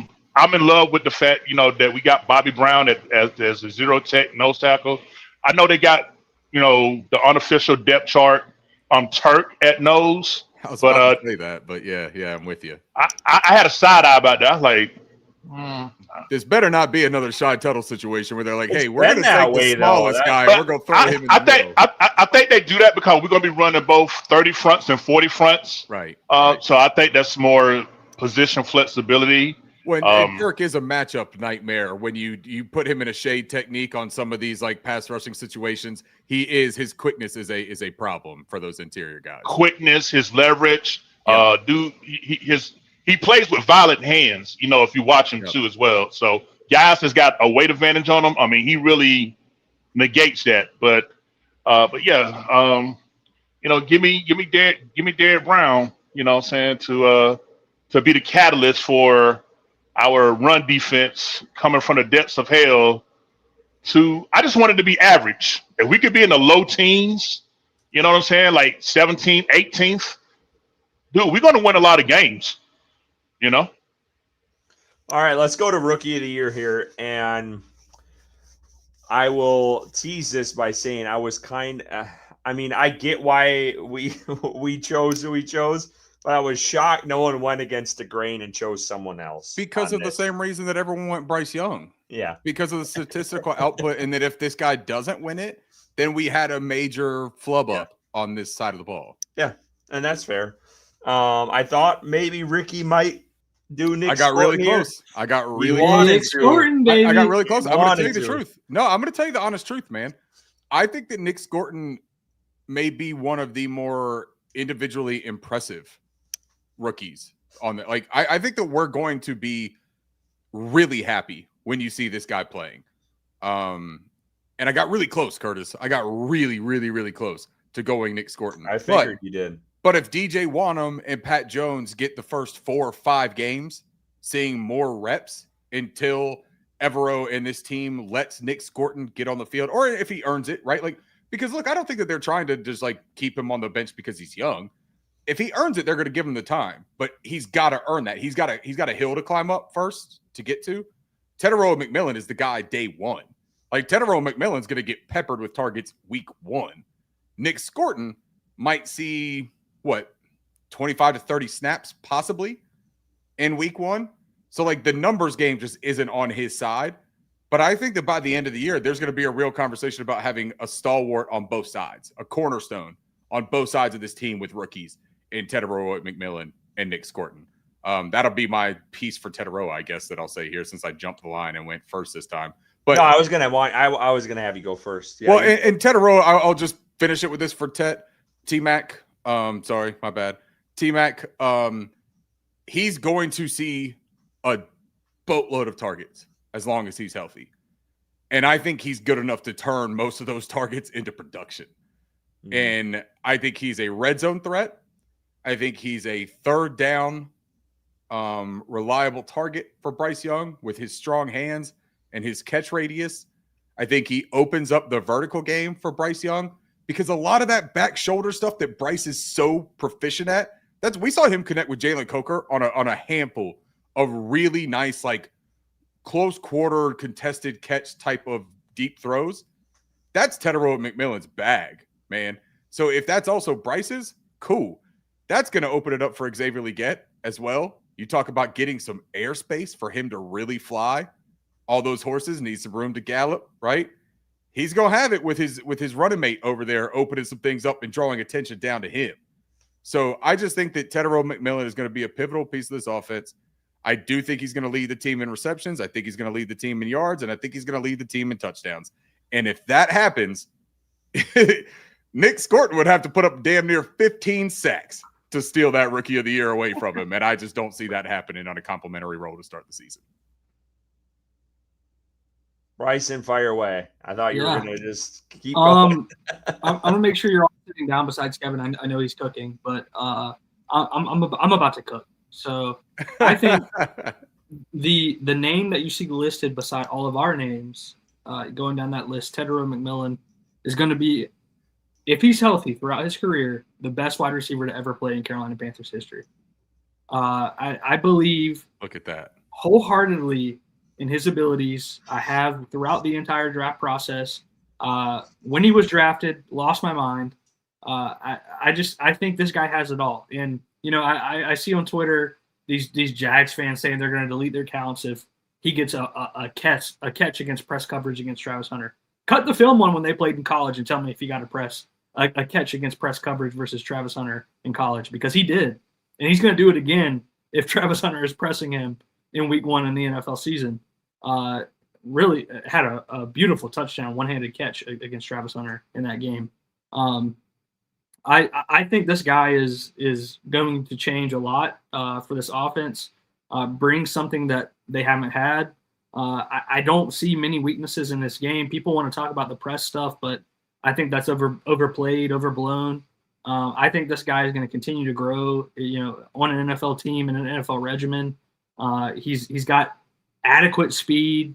I think one-on-one jump balls, 50-50s. It's not 50-50 with Teteroa McMillan. I really I'm buying all this stock. I'm investing all my money. I'm taking my 401k 401k out, putting on Tedero McMillan because I think he is the dude in Carolina. And I think he's going to show that pretty quickly. I really do. So rookie of the year, it was no question for me.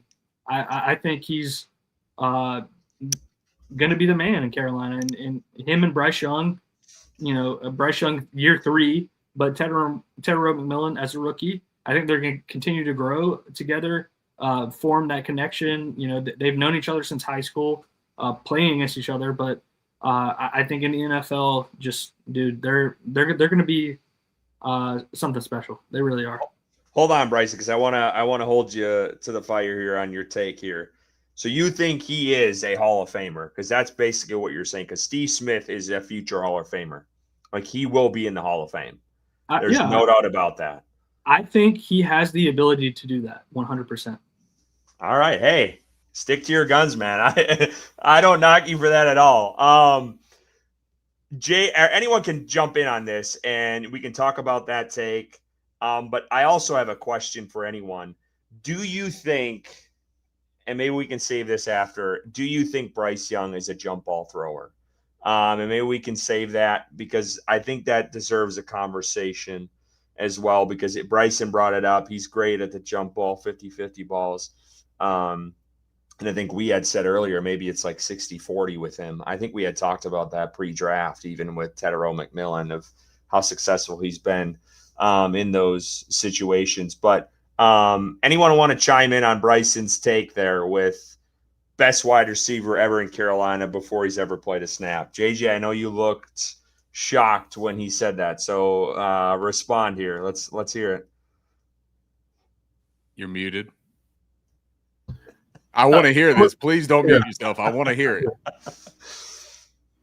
That's one of the most scorching hot takes I've heard in a long time. And I say that, I know it's easy to hate Steve Smith today, with some of the antics and the way that he carries on. But I was here when these Panthers were born, bro, and I was almost a full adult. And so right. Steve Smith is the best individual player I've ever seen in Panthers history. I mean, from the first time I even knew he was a thing, I was like on whatever, Madden 04, balling out with Steve Smith. You know what I'm saying? So, and he didn't stop, right? You saw him on the playoff run. And, I mean, besides him getting hurt a couple of times in his career, he went on a tear, right? And when you consider our identity at the time was a running team, he was literally a one-man wrecking crew at the wide receiver position for a decade. And so to say that anybody is going to come and be better than him is a hot take, but I respect it, Bryce. I do respect it because we haven't seen T-Mac take a snap yet, and you have that much confidence in him to say that right now is super hot. So I love hot takes. But I think he has to do a lot and be consistent for a long time in order to hit that mark. And even if he has a couple of good seasons to start out with, we would still have to be very hesitant to crown him as the best receiver in Carolina Panthers history. That's fair. I think in order to do that, his partner in crime, Bryce Young, is going to have to trust him a lot because Jake had full faith in Steve, right? And like uncanny faith. I mean, that's one of the probably most unheralded quarterback to receiver combos in history because of who we are, right? Not because of what they did, because they did a lot together. Bryce advocated for T-Mac, and I think that was like one of the coolest things I saw this offseason was that they honored him and they respected his wishes and went out and prioritized him one last time. I think T-Mac is the capstone to the Let's Help Bryce initiative, right? I think that was their last ode to him. And so I'm kind of glad that they gave him a guy so we can just kind of be past that point. But I think he's going to prove that he was worthy of the 8th pick. I was somebody who wanted defense. Everybody knows that, who follows me. With that 8th pick, there was a couple of guys I liked right there. And I actually went out to try to watch T-Mac because I honestly never watched Arizona play last year. So I went out to watch him, on film cut-ups and everything I could find on the internet. And I really came away and I tweeted this. I said, I see no flaws in this man's game. And I'm honestly glad that he's on our team. So, I think the question came up, and I know it's a different question about if Bryce is a jump ball 50-50 thrower. I think he is good at a certain type of throw, like Ricky mentioned, like he's hit like those back shoulders to the boundary and stuff like that. But to date, I haven't seen him trust a guy enough to consistently give him 50-50 opportunities. When I see T-Mac, I see Marcus coasting. And one of the reasons that Drew Brees was so successful early in New Orleans was because he trusted Marcus coasting on those type of throws often. And I hope that Bryce sees T-Mac, and because he goes so far back with him and knows the legend of T-Mac going back to Cali, I hope he looks at him as like, you know what, that's the one guy I trust risking it for.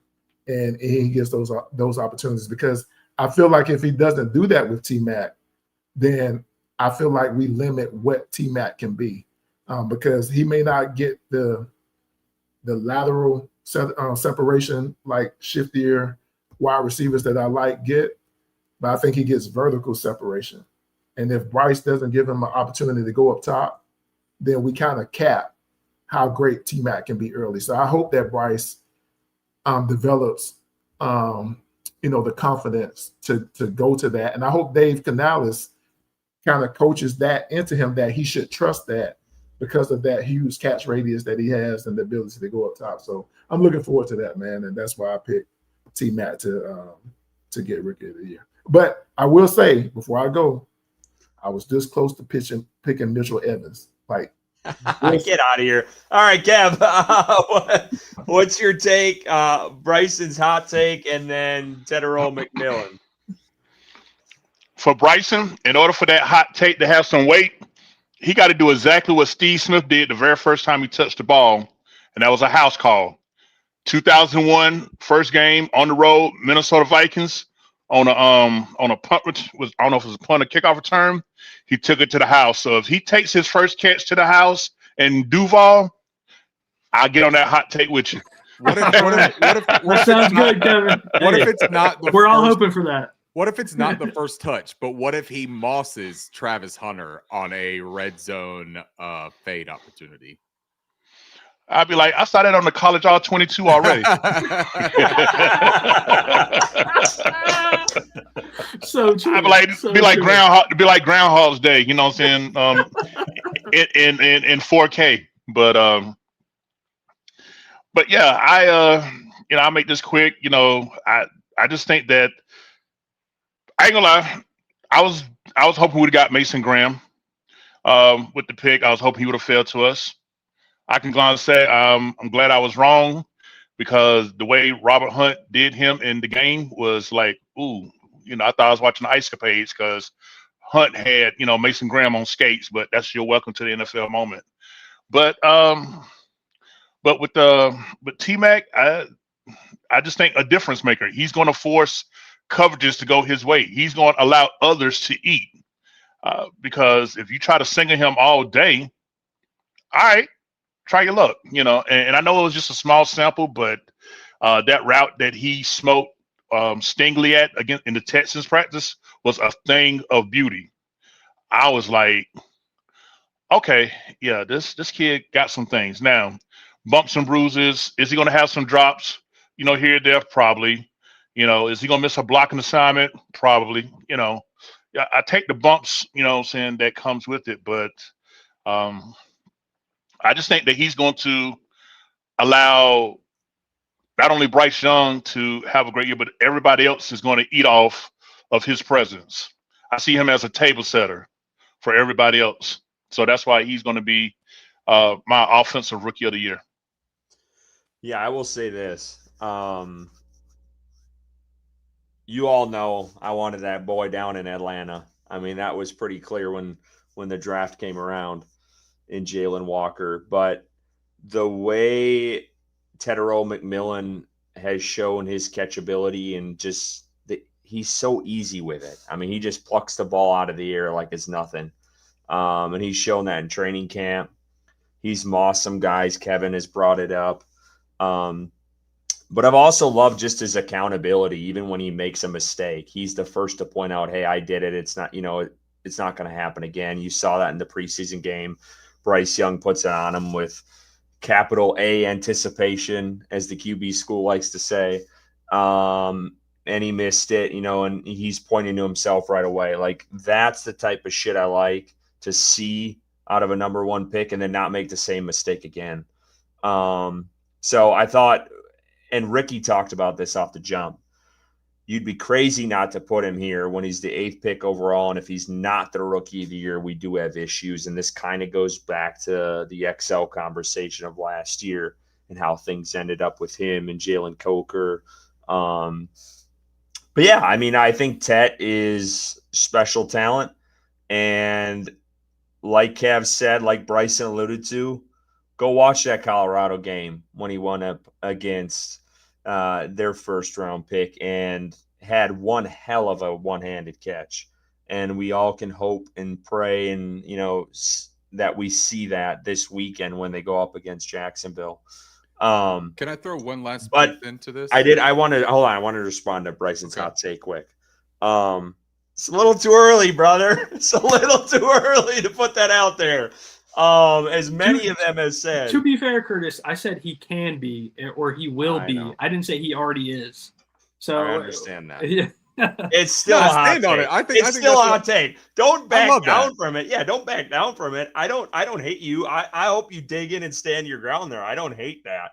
I just think it's just too damn early yet. And we got to realize, like, Steve Smith is going to be a Hall of Famer. It's just a matter of time at this point. But anyway, I just wanted to give my take on your hot take. But Ricky, go ahead. Steve Smith was great.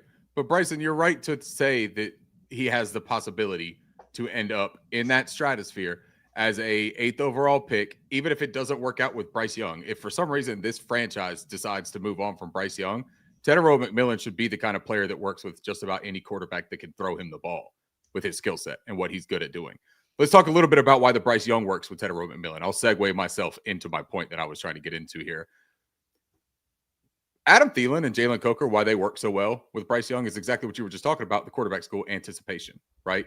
Timing, having the comfortability, having the relationship, knowing that that guy is going to be at his spot when he's supposed to be there is where Bryce Young flourishes. Bryce Young, you asked, is he a jump ball thrower? I mean, look, there's different kinds of jump balls if you want to get like super nuanced with it. Like there's the Sam Darnold jump ball of I got to get this ball out of my hand and I'm going to chuck it to my best receiver jump ball and bet that you're going to catch it. And then there's the calculated jump balls when you see a one-on-one and you lead somebody to a place where they can high point the football and catch it.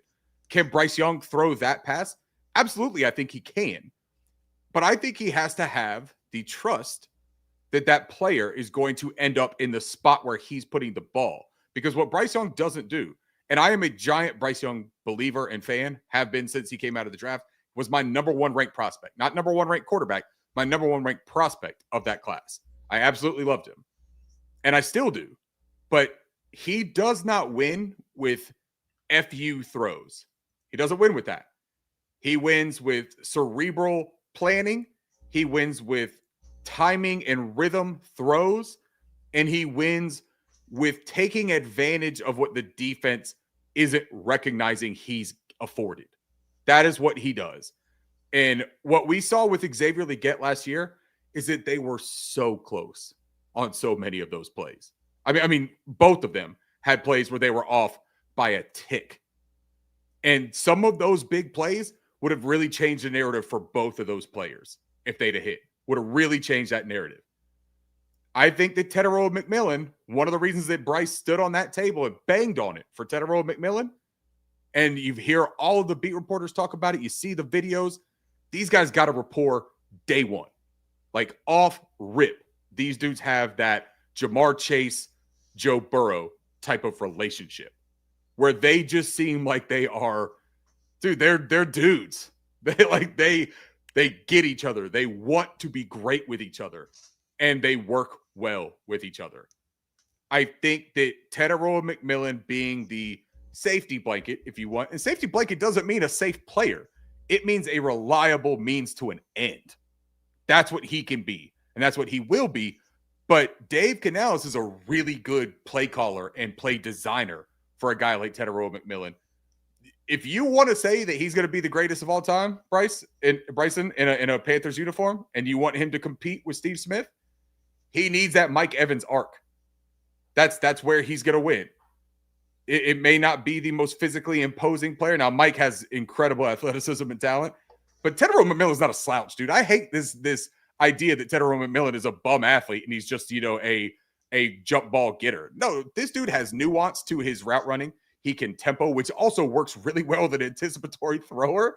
He can win off his release. He can win off of his top of his routes. He is a smart football player, man. These are two really smart football players. I can't wait to see what happens. At Bryson, stand on that shit, man. I know it's a wild hot take, and JJ's exactly right. That is a wild hot take. I mean, scorching hot. I give you what is the meter for all the peppers? What's the meter for that shit? You're Carolina on Reaper, peppers, dude. Yeah, Carolina Reaper. You're at the Reaper stance, but luckily Curtis is wearing the Reaper shirt. So there is a way to make all of this work, man. You got the Carolina Reaper in your back pocket. You got him in your backyard. Let's go down there and let's make that hot take come to fruition, bro. Hey, let's talk about the Carolina Reaper here. Perfect segue, Ricky. It's like he knows the It's TV almost like I business do good. this shit for a living, which I don't, by the way. All right, let's go to Bryce. We're going to end on the record. So let's go with Bryce Young stats here. Bryson, most optimistic out of the group. Kevin, Go figure. He just said he's going to challenge Steve. However, those yards. he had yards, but Kevin went into the 30s with touchdowns. So Kevin, I'm going to start with you. Hopefully, you want. Oh, he's eating. I was worried about that. My bad, dude. He's got a bite in right now. Kevin, you had 32 touchdowns, 8 interceptions. Very optimistic with number 9. Tell us why. I'm pretty much optimistic because I believe that when we go back and look at the advanced stats, and later on we're going to see that on play action passing, Bryce Young is going to set things on fire. I really have been a component of, even with all the nice weapons in addition, run that damn ball. You invested $120 million in guards. Run that damn ball. You invested almost $30 million in the backfield. Run that damn ball. I'm old school. You know what I'm saying?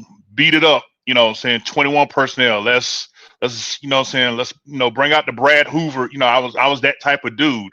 So I want us to still have that mentality because I want to force that safety in the box. Too many teams have got comfortable sitting back and cover 2 against us because we pose no deep threat.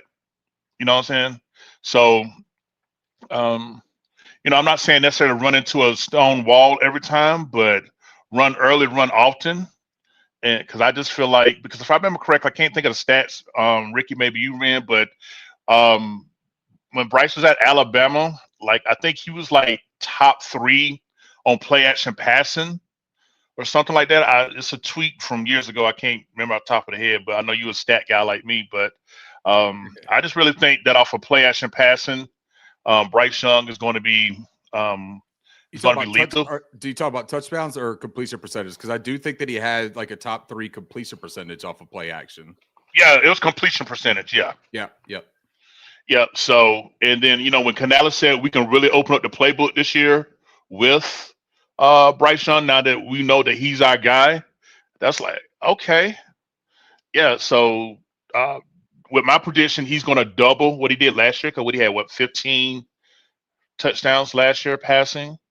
I just see Bryce cooking, and I feel like that he's going to be the catalyst. Them the stats is why he's going to win Offensive Player of the Year.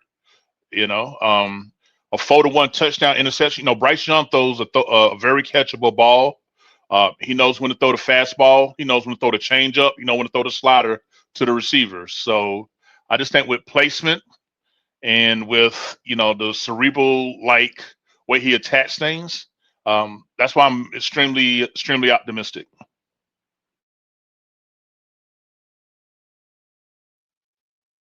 I'll go next. Yeah, I mean, coming off of last season, where we're at with the high point of what Bryce Young did. I felt confident in him reaching that 4,000 yard mark. I think where I have him at, it averages him out about 240 yards a game. I feel very comfortable with that. I really do, based off of what we saw at the end of last year. And then in regards to the touchdowns, the interceptions, and completion percentage. Interceptions, I think, are going to be lower. I agree with Kevin. We have the same exact. I think he's just progressing as a quarterback. That it's been mentioned a couple of times on this podcast. That cerebral quarterback. I think he's continuing to be comfortable in that offense in that second year under Dave Canales. So I don't think that he's going to make as many mistakes, as some other people on this podcast.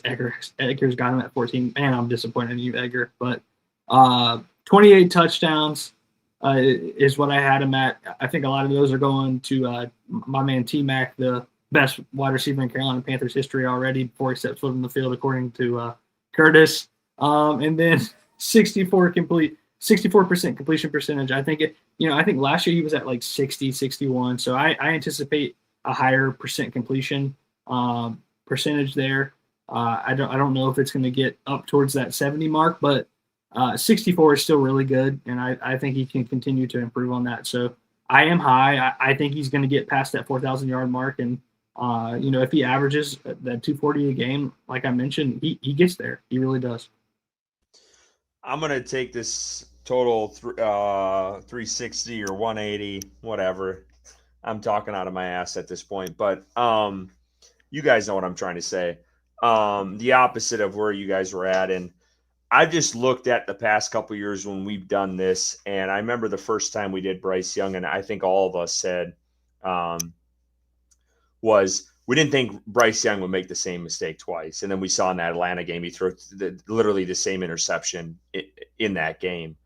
And that just brought hesitancy even last year. And then we got burned again, and he looked even worse. So I just have a hard time projecting way over it. And I know they've added weapons, and I know, there's all this optimism going into the season, but I think sometimes we got to try to take a little bit more baby steps here of what reality is really going to be. You have an offensive line that's beat up, and we'll talk about that to start week one. You just traded away Adam Thielen. You don't have Jalen Coker. You got Hunter Renfrow coming in, a guy they cut 3 days ago. Like, there's so many variables out there. And I think realistically, if you look at this stat line of what I put out there, these aren't bad numbers. 25 touchdowns is a solid year for a QB, 10 interceptions. I think Bryce Young, he had 9 his first year with picks, 10 his first year with picks, 9 this past year. I think the picks go back to his first year because I think he's going to take more chances. And we talked about that with Tedero McMillan. That's why I think you're going to see a bump up. And I even think it could get to JJ's level. I wouldn't be shocked if it did, because I think he's going to take more shots this year. He's not going to be gun shy about slinging it out a little bit because he's got Tedero McMillan. He's got Xavier Legette in his second year where he can take some of those chances more. So I think that's where you're going to see that a little bit more. And I think you're going to see Dave Canales more comfortable to take shots. I thought Canales was a little gun shy when Bryce Young was in there, even to start his second, after the benching. I thought Canales was kind of holding back a little bit. I think we saw a little bit, full-blown playbook out when Andy Dalton was in there, and it took a little bit to get Bryce Young going where Canales was comfortable enough to, open up that playbook a little bit more towards the end of the season. So I think that's why you see the bump up in interceptions. And I think 65% completion percentage isn't a terrible number. I think that's pretty solid for Bryce. I think 68 is a little optimistic in Kevin's point of view there. But again, I don't think these are terrible numbers going into your third year, and it's definitely a step up from what they did a year ago. JJ, let's go to you. You're on mute, brother. You got to figure this thing out. Yeah. As you mentioned, I've come in really high on Bryce for the last 2 off seasons. Like, I think I've had him over 4,000 yards. I had him at like 28, 29 touchdown area. I was the main one saying that he wouldn't make the same mistake twice. He was sold as the cerebral guy who understood NFL defenses. He didn't make a lot of mistakes in college, right? But it's year 3 now. We've seen 2 years, and like you, I've tempered my expectations a little bit, but I still believe that he can still perform at a high level based on what we saw late last year. So I'm just kind of projecting that out. 63%, with my completion percentage. When I go back to his college statistics, I think that was like his high, like 63, 64. Like, so even when we saw the best version of Bryce, I don't think we ever saw him complete at a much higher percentage than he did, or than he does at least expected here at 63, 64. So I think that's kind of who he is. And I don't really understand that, because he does feel like he's a little more accurate than that, like in real time. I think he gets rid of the ball, or he's too careful with the deep balls down the sideline, and that skews his percentage the other way. But one thing that I think is going to help Bryce this year and maybe take his percentage up, and I'm just hoping that Canales does this. The one thing that he's never benefited from in Carolina so far, that a lot of highly efficient quarterbacks benefit from, is that he doesn't throw the ball to the running back that often. And he hasn't had the benefit of that, partly because Miles Sanders sucked in 2023, and he was supposed to be the pass catching type back. Chuba Hubbard was his lead back last year, and he's not really known for his hands, even though he has improved a lot. It still looks kind of clunky when he's out there, right? His hands doesn't look natural, but he has improved. But Dowdle is a natural pass catching back. ETN is a natural pass catching back.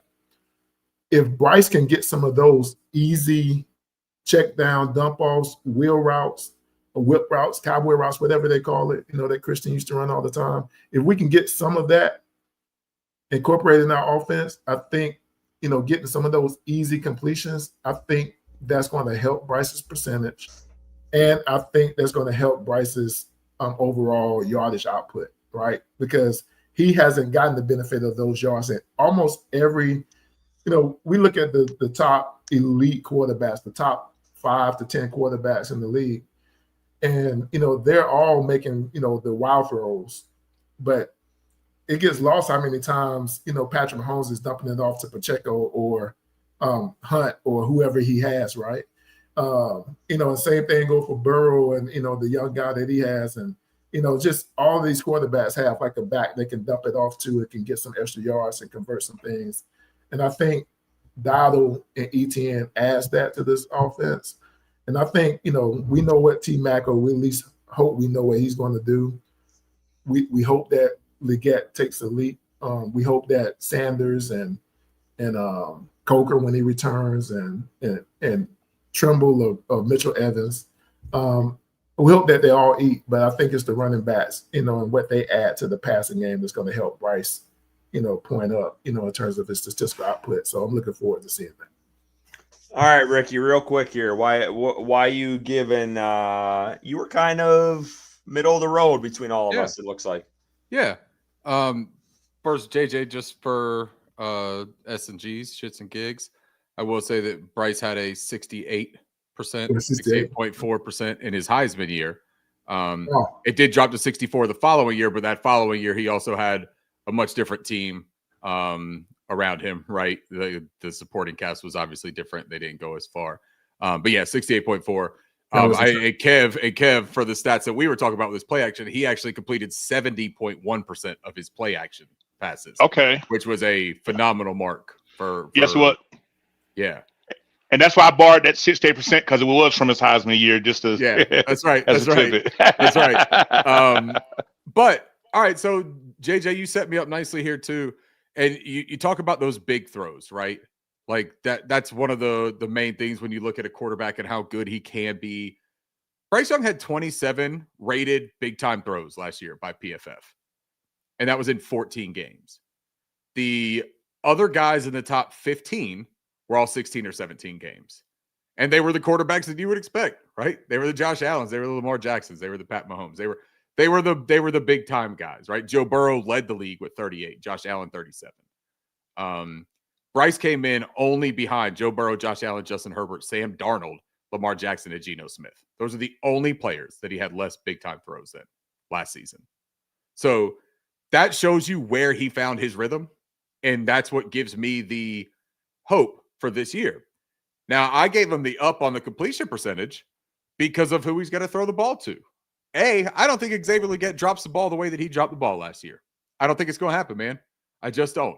He didn't do it his final year, his breakout season at South Carolina. He didn't do it. He did it last year when I think that he got in his own head. Yeah, he had the injuries. And we can talk about that if you want to and say that that was the excuse. I'm sure it played a part. I really do think it was more mental than anything, man.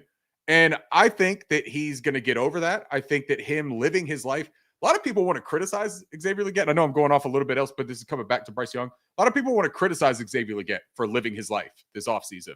I think it's exactly what he needed to do. I think he needed to go out and realize he's still an adult who's living his dream and he can enjoy this, get back to football being fun and a means to an end to keep enjoying your life. And you're going to find the fun and the passion of football again, instead of it being this thing where your own team's fans are angry at you, right? Come back out there feeling fresh, rejuvenated.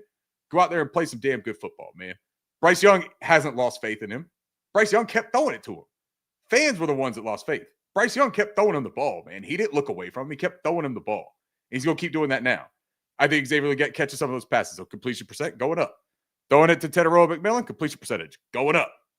Hunter Renfrow, completion percentage going up. Even if Hunter Renfrow only plays 4 games before his hamstring falls off the bone like an Osabuco. Maybe it happens, maybe it doesn't. But guess what? Percentage going up. JT Sanders worked on his hands, going up. You get the point of what I'm saying here. The supporting cast is supposed to be better. Rico Dowdle out of the backfield. Trevor Etienne out of the backfield. A little bit more options there. JJ's runner-up for the Offensive Rookie of the Year, Mitchell Evans, is going to be – see, I got you. I brought it back around. He's going to catch the football. Tommy Tremble is going to get better. Tommy Tremble. He's going to catch the football too. But look, I got to give – if I'm going to give JJ his shout-out for his tight end, I'm going to give Kev his too, right? I got love for all of these guys. But the main thing is, I think that Bryce Young is comfortable. Dave Canales has spoken specifically about the leaps and bounds that he has seen with Bryce opening up the playbook for the sexy plays. I think that means the execution of the regular plays is going to be much cleaner than what we have seen in the past. The on schedule, the on time type of offense has been something that has kind of eluded Bryce a little bit in the beginning of his NFL career. I think that comfortability solves a little bit of that problem. The out of structure plays, he's going to continue to excel at that, man. That's his magic. That's why he was on the cover of Sports Illustrated being called an outlier. That's why he's compared to Steph Curry, right? It's not just a diminutive size. It's the way that he plays with the mentality of you can't stop me. And if he plays that way this year for Carolina, I think these numbers, 27 touchdowns, 11 interceptions, look, 11 picks. He's an aggressive guy. He's going to try to make throws, and sometimes he's going to get himself in trouble with that. He doesn't have the in-your-face arm strength that if he's not set and really putting his hips into a throw, he may not be able to get it past the safety. But he's going to try it sometimes. I'm okay with that, man. Especially when you're talking about like an arm punt on 3rd and long where they're going to punt the ball anyways and he could bury the defense down at the goal line. I don't think Bryce cares about his statistics. Another thing to back that up is that Alabama, he had 21 throwaways each of his 2 years as a starter. Even with lowered attempts in his final year, he's not worried about the counting stats. He wants to make the right play.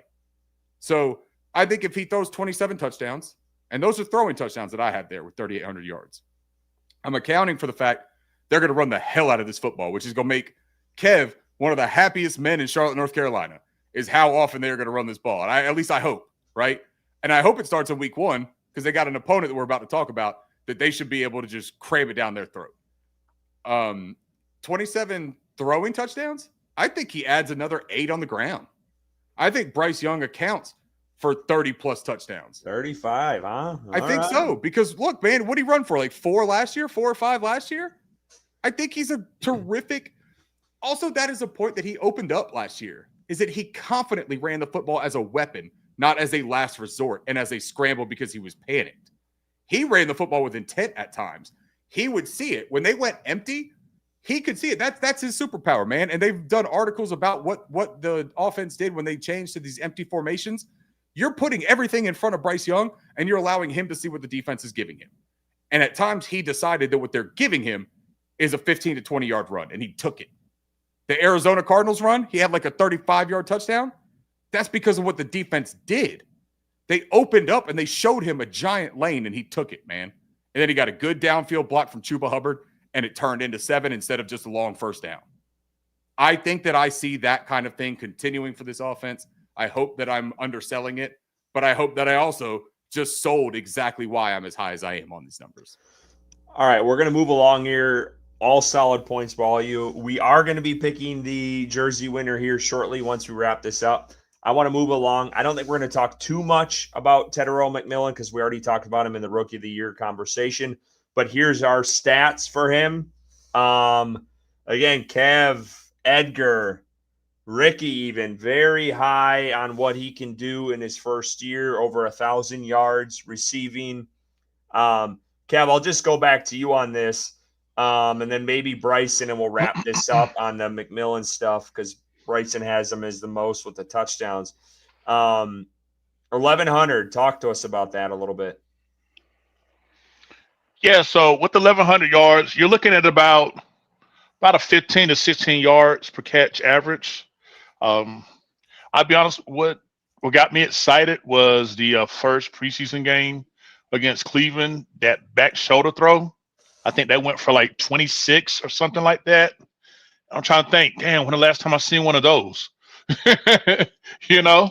I mean, and he caught it with ease. It wasn't a struggle. It just flowed like water. So for me, I'm thinking, okay, all right, I see what's up. And then the point that was made earlier about, anticipation, being a teaching point, that touchdown pass that he missed in the end zone. So I think when they break down the yards between pure pass sets and play action, I see a majority of the 1,100 yards I have for him is going to come off of play action. And I think that, he's going to be all over because he could play. I think they say he could play all 3 wide receiver positions, right? I believe that's what they said. So yep. I see him being a matchup nightmare. You want to stick your little 5'9" nickel on him? Okay. Want to put him in the slot? All right, cool. You know what I'm saying? Or you want to follow you want your number 1 corner, follow him wherever you go? All right, cool. Like I said, he's going to be a table setter and let others eat. But when his time comes, he going to always get the big piece of chicken. And I think that he is going to really, be a rookie that leaves a type of impact that we're going to be like, damn, I'm glad we really took this dude, And I'm just ready to see him put in that work. So, all right, Bryson, why 9? 9 touchdowns. They're going to throw him the ball in the red zone, and he's going to catch a lot of those. So, I think 9 touchdowns, for me, in my opinion, is a comfortable spot to be at. I think he's going to earn that, very quickly, that trust between him and Bryce. We talked about it, him throwing those 50-50 balls. And he's going to win a lot of those against who he's going up against on the opposite team. I could see him getting over 1,000 yards. I think there are a lot of mouths to feed on this offense in regards to, we talk about JT Sanders. We talk about Xavier Legette having that bounce back year and, spreading that ball around. So 965 is where I had him at receiving yards wise. But 9 touchdowns, I think is just them, throwing the ball up to him in the red zone and him coming down with it most of the time. Kev, we got a question from Shan here. Which piece would that be? Yeah, you got to answer it. And what piece would that be? Oh, that's gonna be that Bojangle breast. You know what I'm saying? That's the piece. You know, that's what Big Daddy gets. He gets the big breast piece, white meat all day. I love it. All right, let's get to our record and then we'll do this drawing here. If I can, here we go. All right. So we were, again, Kevin, Mr. Optimistic. He was taking the Ricky 17-0 approach almost here. Kev, I think you're on crack if you want me to be honest. No, I love it, Kev. I love it. But let's go to JJ on this. Let's go to JJ on this to start. Middle of the road approach, like a lot of us have taken here.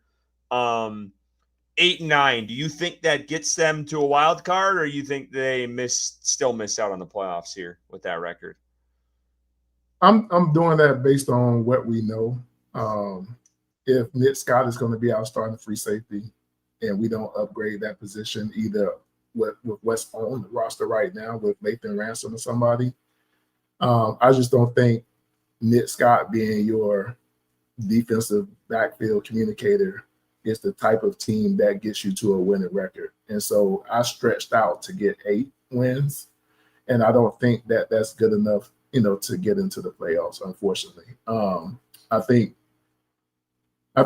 Tampa and Atlanta, despite how well we play Atlanta, I think they are the 2 teams that we're chasing. And I think in order to usurp one of those at least, you have to hit at least 9-10 wins, because I think both of those teams are going to be at around between 9 and 11 wins, right?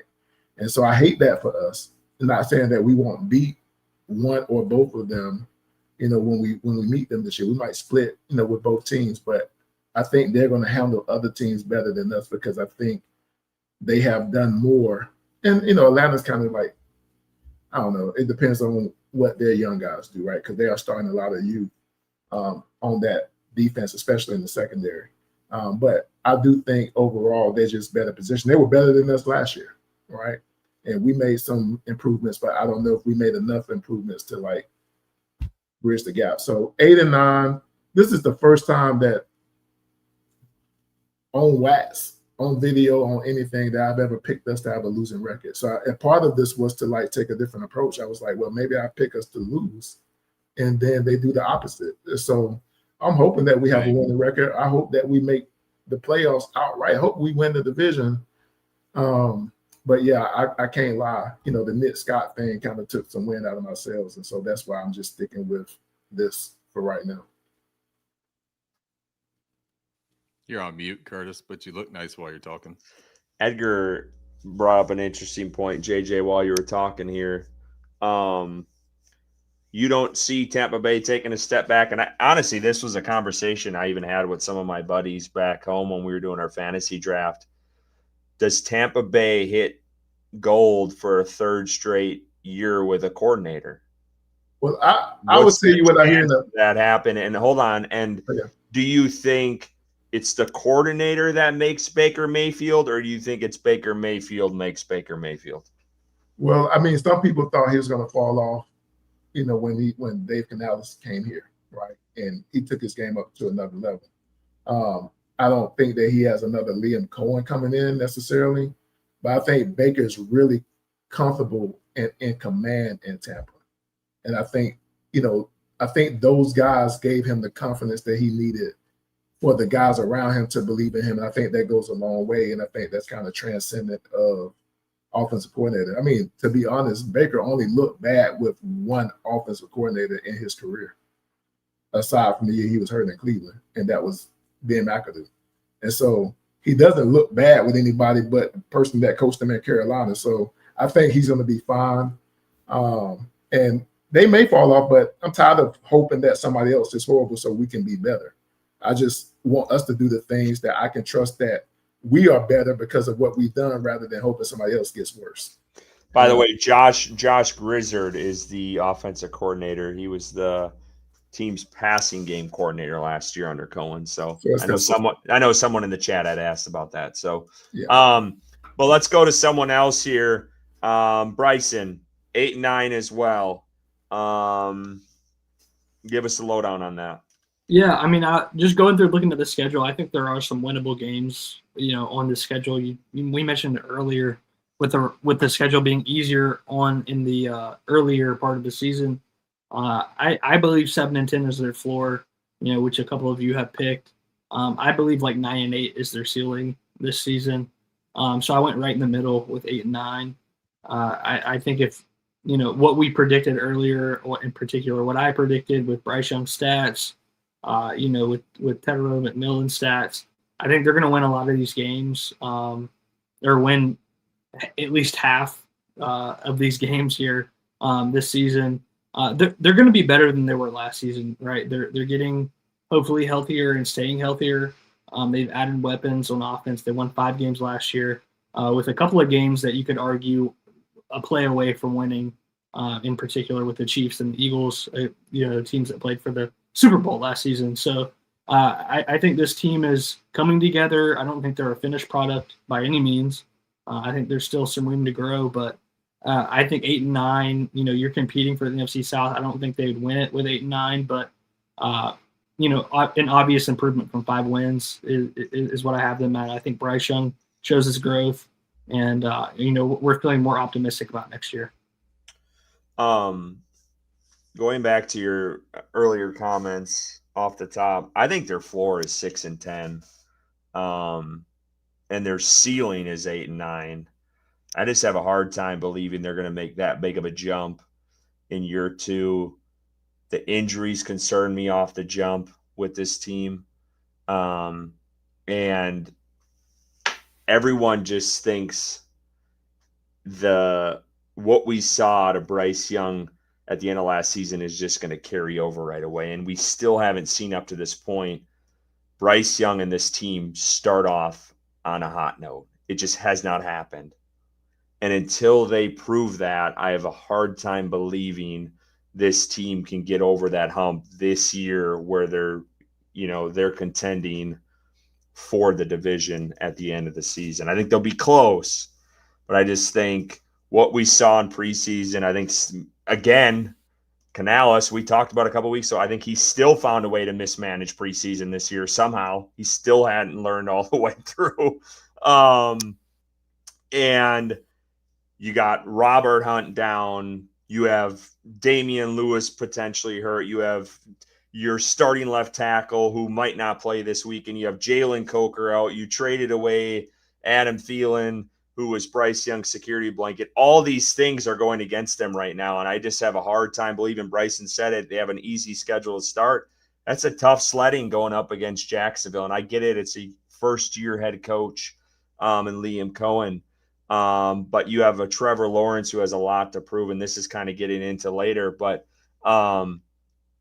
it's going to be tough sledding, I think, for this team this season. I do think they improve. I just don't think it's going to be to the standard that a lot of fans want at this point.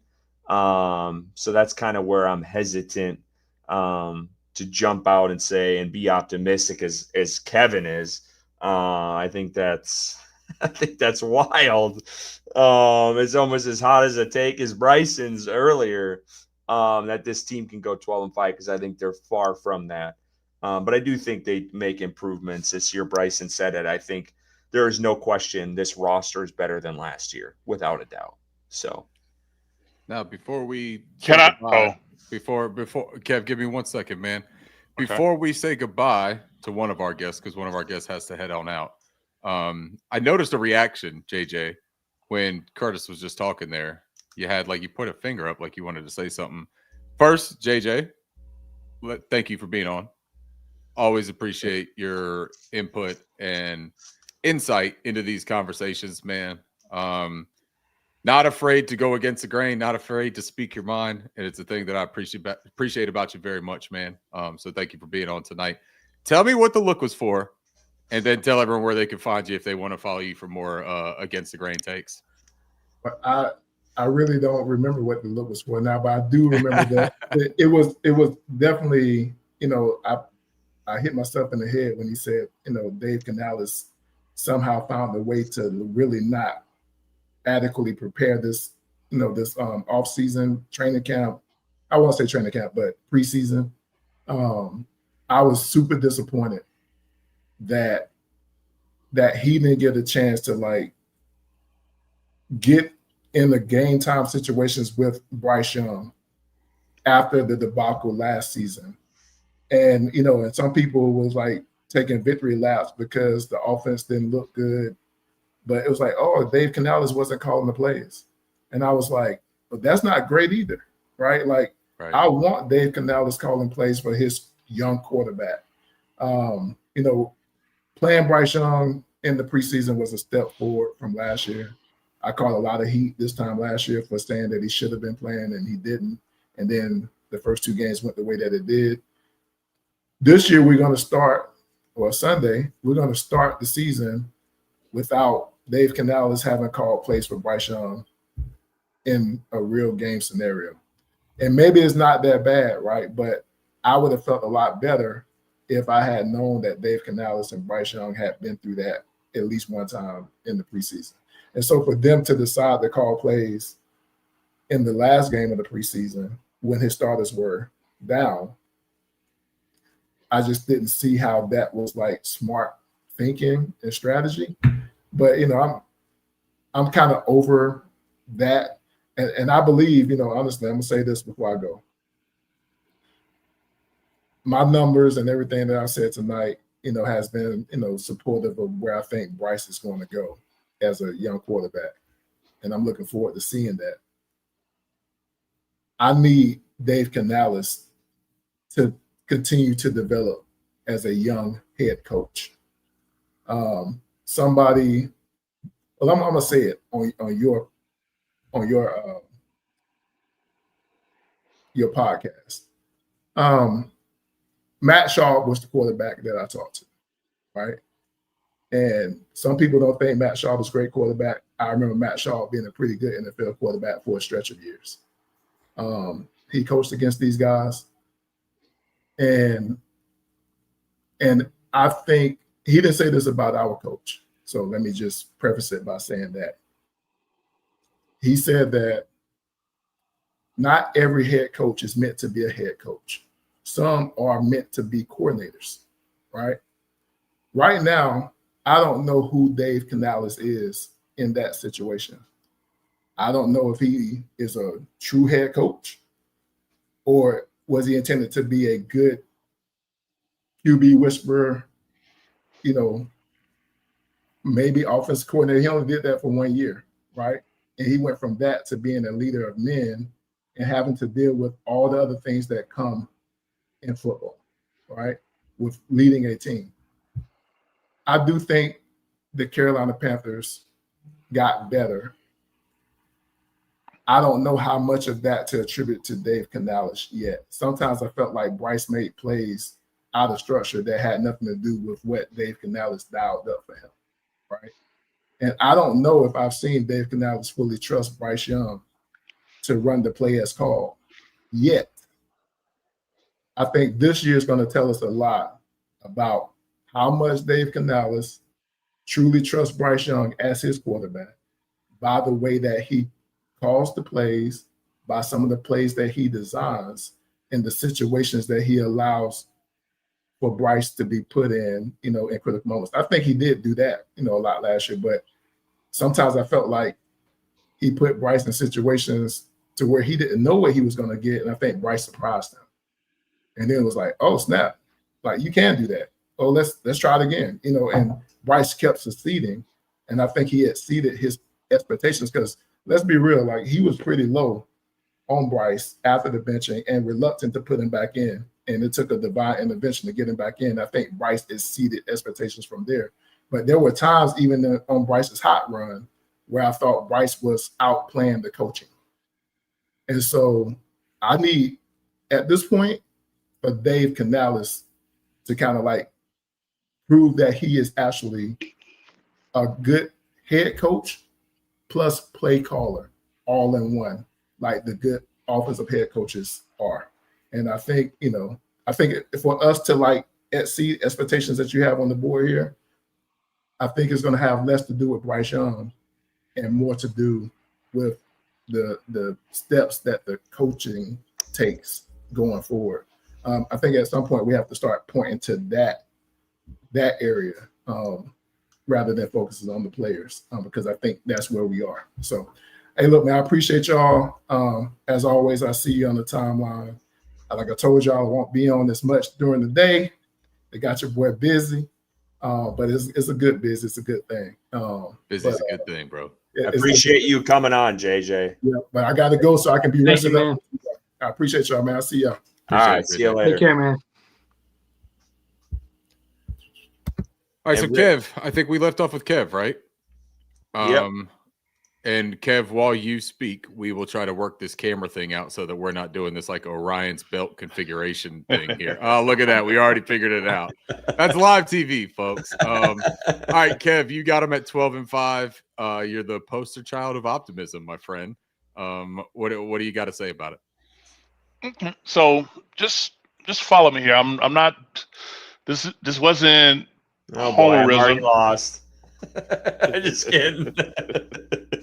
So when I looked at this first 7 game the Panthers play, I'm just like, which one of these teams gonna have me nervous the night before? Jaguars, no. Cardinals, no. Falcons, no. Patriots, no. Dolphins, no. Cowboys, no. And Jets, no. None of them teams are gonna have me biting my fingernails Saturday night or early Sunday morning church service before the game come on. If we can start them first 7 games like 5-2, I think that's a good start. Ultimate optimism, like beat all these bums, because I feel like Bryce Young in that game is a better quarterback than. Well, that's just my optimism. Talk to him. Go ahead and say it now. Go ahead and say it. Don't hold on now. Don't put the toes in the pool now. I saw you, dog. You were trying to dive in that pool. Yeah, I just see Bryce Young just having his way from a quarterback. Drake May being better than Kyler Murray. Yeah, let's talk about it.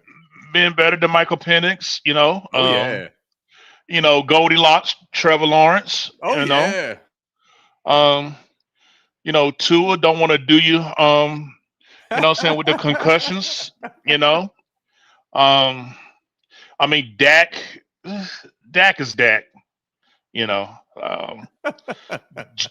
Justin Fields. I mean, seriously, guys, I mean, the chance to get out to this is the best chance we've ever had to get out to a hot start schedule-wise that we've had in a long time. So I was looking at it like, okay, at worst 5-2, because then you got 2 back-to-back games, home against the Bills and away at the Packers. Yeah, them games gonna definitely have you with tight butt cheeks. And then we'll come home, what I'm saying, our division bitch, the Saints, what I'm saying, we're gonna handle them. We're gonna get on 85 and go down to the Falcons, and give them that work. Monday night game at the 49ers. I mean, outside of the Packers, back-to-back games against the Bills and the Packers, I mean, I'm not shaking in my boots. I mean, even when we play the Rams, which is a very, very good team, and some people have them in the NFC Championship, again, I can see a competitive game, but that's not a game that I'm not thinking we don't have a chance. Then we get the bye week. And then we finish with at the Saints, home against the Bucs. We owe them for that overtime game last year, so we're gonna make that right. I don't know if he'd be bearded or not, but Sam Darnold coming, the last home game, and then at Tampa possibly for the division. So when I look at the schedule outside of that stretch of the Bills and Packers back to back, I'm not really losing a lot of sleep about the rest of the schedule. Now, that's not to say that I don't respect other teams, but I just feel like if we're playing, I heard Canales say something yesterday that really I hadn't heard about this team since Rivera was here. He said the identity of our team is physicality. I like that. He said, I want to be the team that nobody wants to play. I like that. So when we playing them tough stretch of games in the second half, teams a little sore beat up. Oh shit, that physical ass Panther team. Damn. You know what I'm saying? I like that. So that was the source behind my optimism. Of course, this will be brought up, you know what I'm saying? If, we're nowhere near it, I'll take one on the chin. But based on September the 3rd, 2025, with the logic that I just shared, that's why I feel like that we can just finally have that breakout year, because think about it. All the close one-score games we lost last year, I just think that with the open playbook and a better Bryce and more weapons, I can see, us just doing better. So that's my logic behind my 12-5. Before Ricky Great goes, because I don't think you went, Ricky. Is that correct? I think no, and I'll go real fast because I'm ready to get to the. Yes, I just want to thank stuff. all the listeners that have tuned in. We're almost at midnight, and we're at over 1,000 people tuned in right now.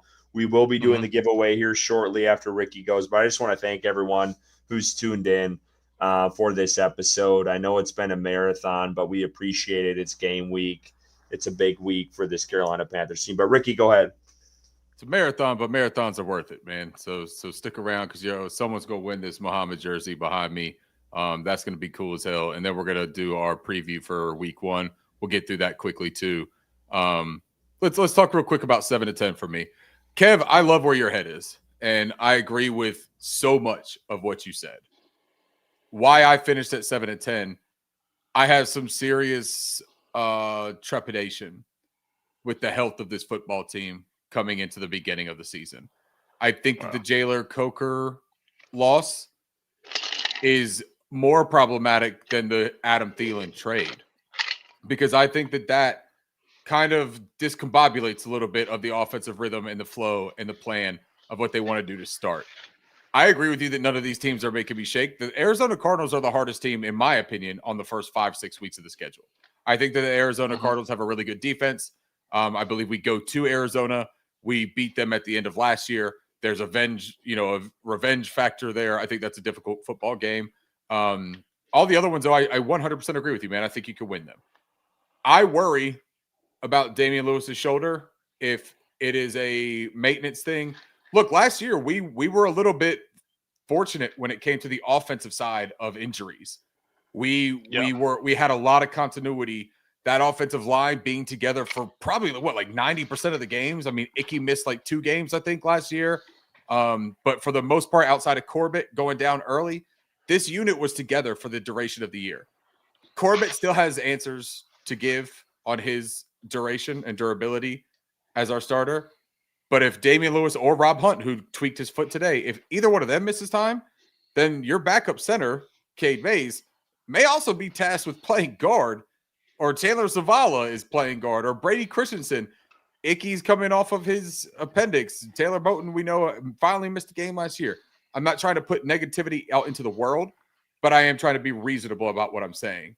So I think you're turning into Two-Face over there. No, but I'm really not, though. But what I'm saying is that I have a little bit of concern going into the season. I think they find their rhythm. I just think that what I used to see as an opportunity to do exactly what Kev said, go 5-2 or something to start this year and light it on fire and kind of weather the storm for the later, more difficult part of the stretch. Now I'm a little bit concerned that they finish closer to that 500 range in there. And if they do that, that's where I think that 7-10 comes in, because I think you do run into a couple of buzzsaws with the Packers and the Bills later on down the line. Even the 49ers over there, I was about to call it Candlestick. Is it still Candlestick Field? I don't even know. That's a fucking early 2000s thing for me because I'm old as shit. Is it Levi's Stadium? Yeah, probably. I'm sure it is. But I call it Candlestick, and I probably always will because I'm old as dirt. And that's what I remember seeing Jeff Garcia play at Candlestick. I remember seeing Steve Young play at Candlestick. I'm always going to talk about Candlestick. But either way, I think we have the Falcons. We got the Saints. Not too worried about them, man. I'm with you. Michael Penix Jr., come on now. He ain't even played a single preseason game. That man reminds me of Jay Cutler, but a little bit of a lefty, right? He's going to give you some good games, man, but he's going to throw you the hell out of games sometimes too. I think Carolina 7-10 is the floor. Bryson, I think you said that. And I chose to go floor this time because JJ spoke on it. Every other time I'm going on a winning record and they don't win. So maybe I just do my part here. Maybe I say something bad and they do something good. I don't know, man. That's it. There you go. Well, hey, this is the moment we've been waiting for a while. The Musim Muhammad signed jersey. We're going to be giving that away. We appreciate everyone that has put in for that giveaway. Bryson, if you can give us a final number on how many entries we had for that. Yeah, we had 152 total. All right. Well, if Ricky, I don't know what he's doing, but yeah, let's do it. Let's spin that wheel and let's see where we landed here. All right, let me see if I can figure this out here. Give me 1 second. You guys can see it? Nope. Give me 1 second. Let's do that. And then let's do this. There we go. All those entries. God All damn, right. y'all showed out. So everyone knows it is random. All the names are in here, right? Like I can't stop it when I want to stop it. This is completely random for everybody that has mentioned that it might be predetermined. This is completely random. So I'm going to spin it, and then we're going to see where we land, okay? Everybody ready? Let's do it. All right. Do it.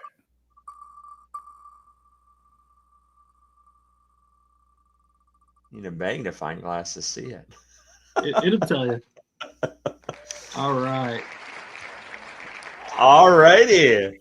Not, I don't know if that's Not Sands or not Sims or. All right, so I'm assuming that's a Twitter name, right? Yeah. So yeah. we're gonna tweet out the winner, and we need like 48 hours. We'll give them. We need confirmation.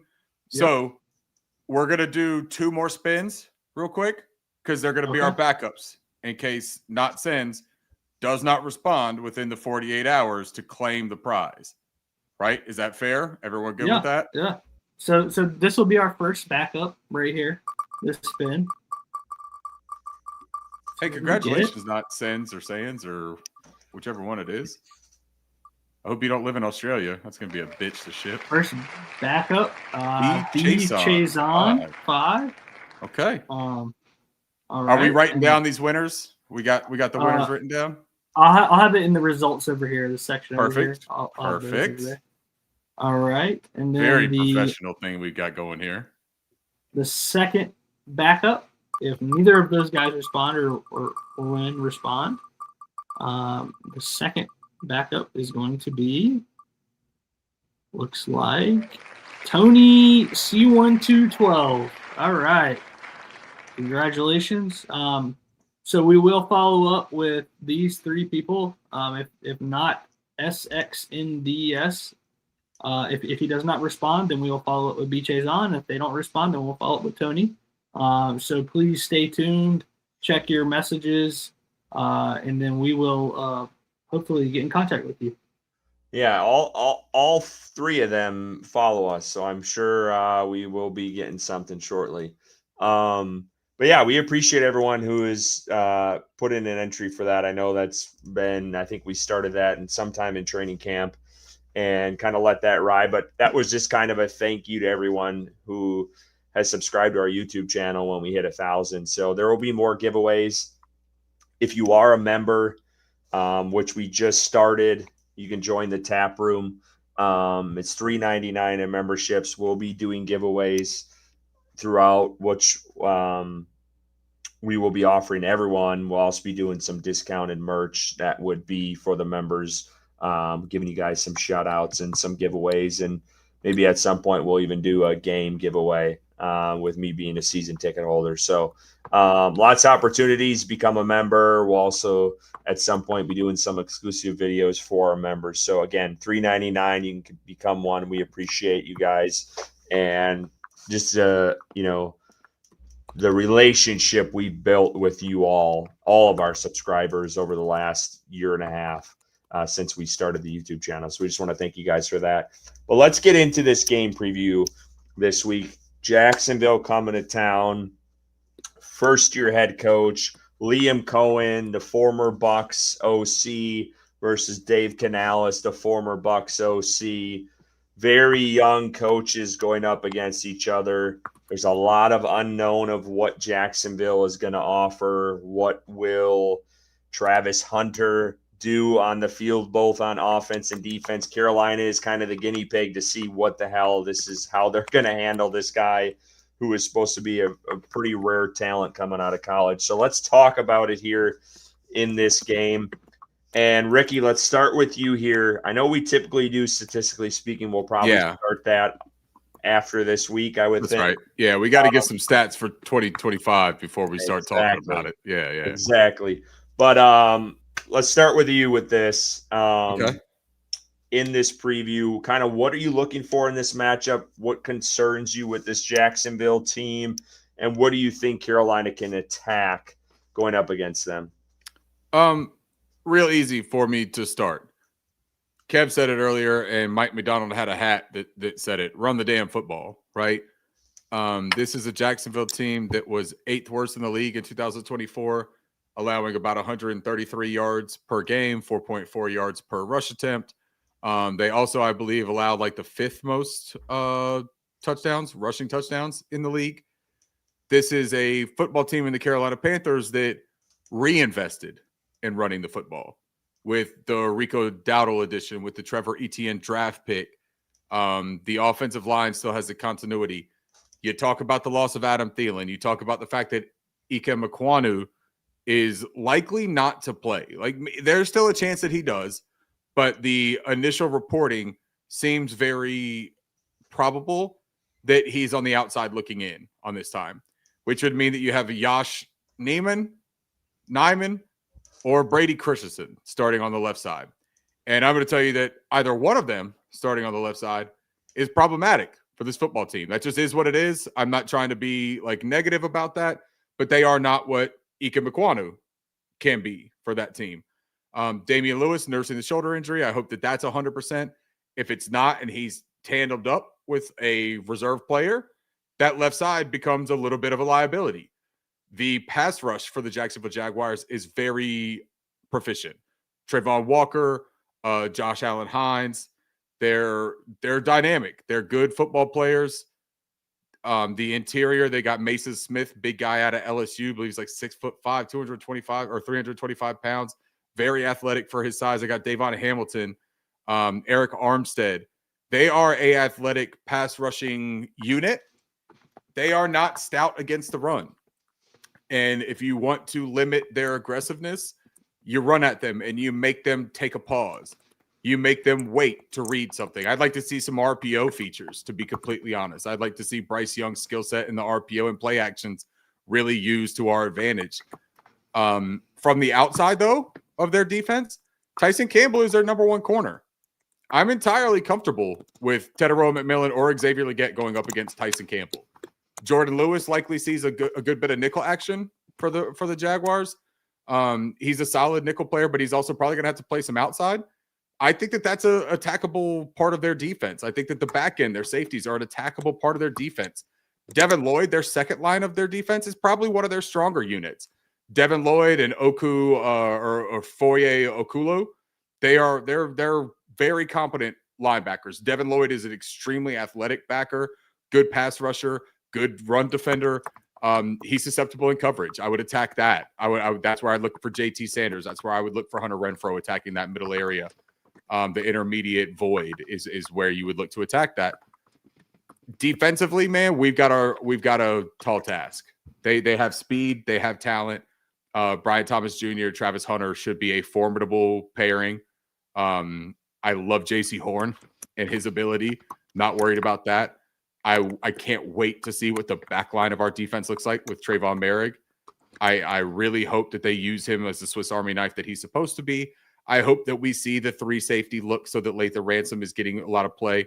Our pass rush, I think, could be just as much of the ticket because Tank Bigsby is going to run. I think Tank Bigsby ends up seeing the lion's share of touches here in this game for the Jaguars over the other Etienne brother.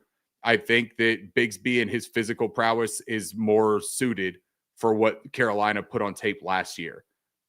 Is Bobby Brown, is Derek Brown being in that middle, is that a significant difference? I think it is. We're going to find out on Sunday. I think the Carolina matches up well. I don't think that this moment is too big. If you want a little bit of fodder, some fuel for the fire with the Jaguars and Panthers fans, if you're asking me that this game comes down to quarterbacks, then the Carolina Panthers get a W because Bryce Young, I believe, is the better quarterback than Trevor Lawrence. I don't care that he's 6'6", 230 pounds. I don't care that he has the sunshine from Remember the Titans haircut. I don't care about a single bit of that. I don't care that Liam Cohen likes to put his eyebrow up like he's Jim Carrey doing a caricature of the mask when he says Duval. This is the Bryce Young show if it comes down to it. If this is a close game with under 2 or 3 minutes to go and Bryce Young has the football, take this L that he hands graciously to you, Jacksonville Jaguars. All right, Kev, real quick. Jacksonville Panthers. What's give us the lowdown here. How you feeling? I mean, shit, Ricky pretty much got about 90% of what I was thinking. I keep it short and sweet. This is a game where I need to see 30 plus carries by our running backs. Where there's 20 by Chuba, 10 by Dowdle, 22-8. I don't care. I need to see 30 carries out of our running backs during this game. That's a tone setter. That's physicality. Duval, it gets hot. It gets humid down there. You know what I'm saying? We need to start putting hands on hips early and often. And I think that a physical style of play, like I said, if physicality is our identity, in the words of the great Jay-Z, allow me to reintroduce myself. I think we need to reintroduce the Carolina Panthers as a physical, line up, punch you and your mama in the mouth, and do it again repeatedly. We've been a joke of we've been the joke of jokes. I mean, we've been the butt of jokes. Toxic owner. This was the place where Tepper threw the drink at. You know what I'm saying? I mean, we need to come in there and let them know at the Battle of the Cats, we're daddy. You know what I'm saying? This is a statement game. And I just feel like that physicality on both sides of the ball, I think it favors us. Am I concerned? Yeah. Because I wanted to ask you guys, when it comes to our defense versus their offense, J.C. Horn, should he cover Brian Thomas Jr. or Travis Hunter? I'm thinking Brian Thomas Jr. myself. Same. I like Mike Jackson against the rookie. You know what I'm saying? So, but that's just me. I didn't know, from that aspect what you guys thought. But yeah, Mike Jack early on gave McMillan some fits. So I'm all for Mike Jackson going up against the rookie there. Okay. Bryson, real quick on this matchup, and then we'll do a score prediction. Yeah, keep it short and sweet. I think the two guys that Kevin just mentioned are concerning to me in the secondary, that with Nick Scott potentially starting and Brian Thomas Jr. and Travis Hunter. I do think that Trevor Lawrence is going to be improved this season. I think he's going to play better than what he has, his first couple of years in the NFL. So that offense is a little concerning to me with a defense that has a lot of question marks. Are they going to bounce back after all these signings with Derek Brown healthy, with J.C. Horn out there? What do they look like? I think that is a question that needs to be answered. But I do like our chances, this weekend. I think this is a great game for Carolina. It's like a measuring stick. This is a team that in the Jaguars that if Carolina's going to be good, they should beat this team. If Carolina's going to struggle and it's going to take a while for that ramp-up period again, then we're going to see them struggle against the Jaguars in week 1 and potentially lose. So this is a great measuring stick. I think they go to Jacksonville and they win this game. I do think they lean on that run game like Kevin mentioned with Chuba Hubbard and Rico Dowdle. I think Bryce Young has a solid effort involving Tedero McMillan in that passing offense. But I guess we're giving our scores in a minute, but yeah, I think Carolina has a good chance to leave Jacksonville with a win. My biggest concern is the injuries, and Ricky talked about it off the top. Carolina offensively is coming in this game with several already. The offensive line is a big question mark. and I hate to point this out, but I talked about this probably a month ago. Carolina, this offensive line is not going to be healthy like it was last year. That's just how the NFL works. It's the name of the game. They're going to deal with injuries, and we're already starting to see it before week 1. The Robert Hunt injury concerns the hell out of me, and I think it could be worse than what people are thinking. So we're going to see tomorrow. It sounds like they kind of blew it off today. Dave Canales talking about it. They'll give more information, but that is very concerning. Damian Lewis has been dealing with injuries all training camp. And then you have Icky, who's probably not going to play, who they're going to try to see how he does Friday, and that's going to be the ultimate test. I think that's going to be huge. Ricky talked about it, that defensive line. They got some players over there in Jacksonville. The biggest factor, too, several of you guys mentioned, I just looked at the weather. It's supposed to be 89 degrees on that game day. Yep. That is a hot one. You got Hunter Renfrow, who has been told by his own coaching staff he's on in game shape. He's going to be playing in 89-degree weather as your slot receiver. That's going to cause some issues. And then you got a defense that doesn't have great depth. So there's going to be a lot to play here. I think this is going to be a tough one. I know early on we thought this would be maybe an easier game for Carolina early on, but with them dealing with injuries, the trade, everything else, I think this is going to be a hard pill to swallow going into Jacksonville. But let's go into predictions. And I think Kevin just dropped out. I don't know if it was connection, but Ricky, let's start with you. What do you got for a score? I'll add one final thing that you just talked about with the weather and stuff, right? What we do have is a defensive line full of really big and aggressive dudes. And then you got a relentless motor and Nick Scorton, DJ Wanham. That offensive line for the Jacksonville Jaguars is not spectacular, fellas. It is not spectacular. Walker Little is going to have his hands full if we rotate our pass rushers. I really think this is a place to get some momentum for the pass rush. So I am interested in seeing that. As far as a score, well, we didn't do our betting segment yet this evening. I don't know if we will do it. We will right at the tail end. I'll give you a free bet that I would also do. Take the over on this game because I think there's going to be some points scored. I think that both defenses are susceptible. Even if it's the run, I think that some points are going to go up on the board. I think that the Panthers squeak this one out, man. I'm not going to start this 2025 season by picking against my football team. I won't do it. Even if I don't believe it, I won't do it, man.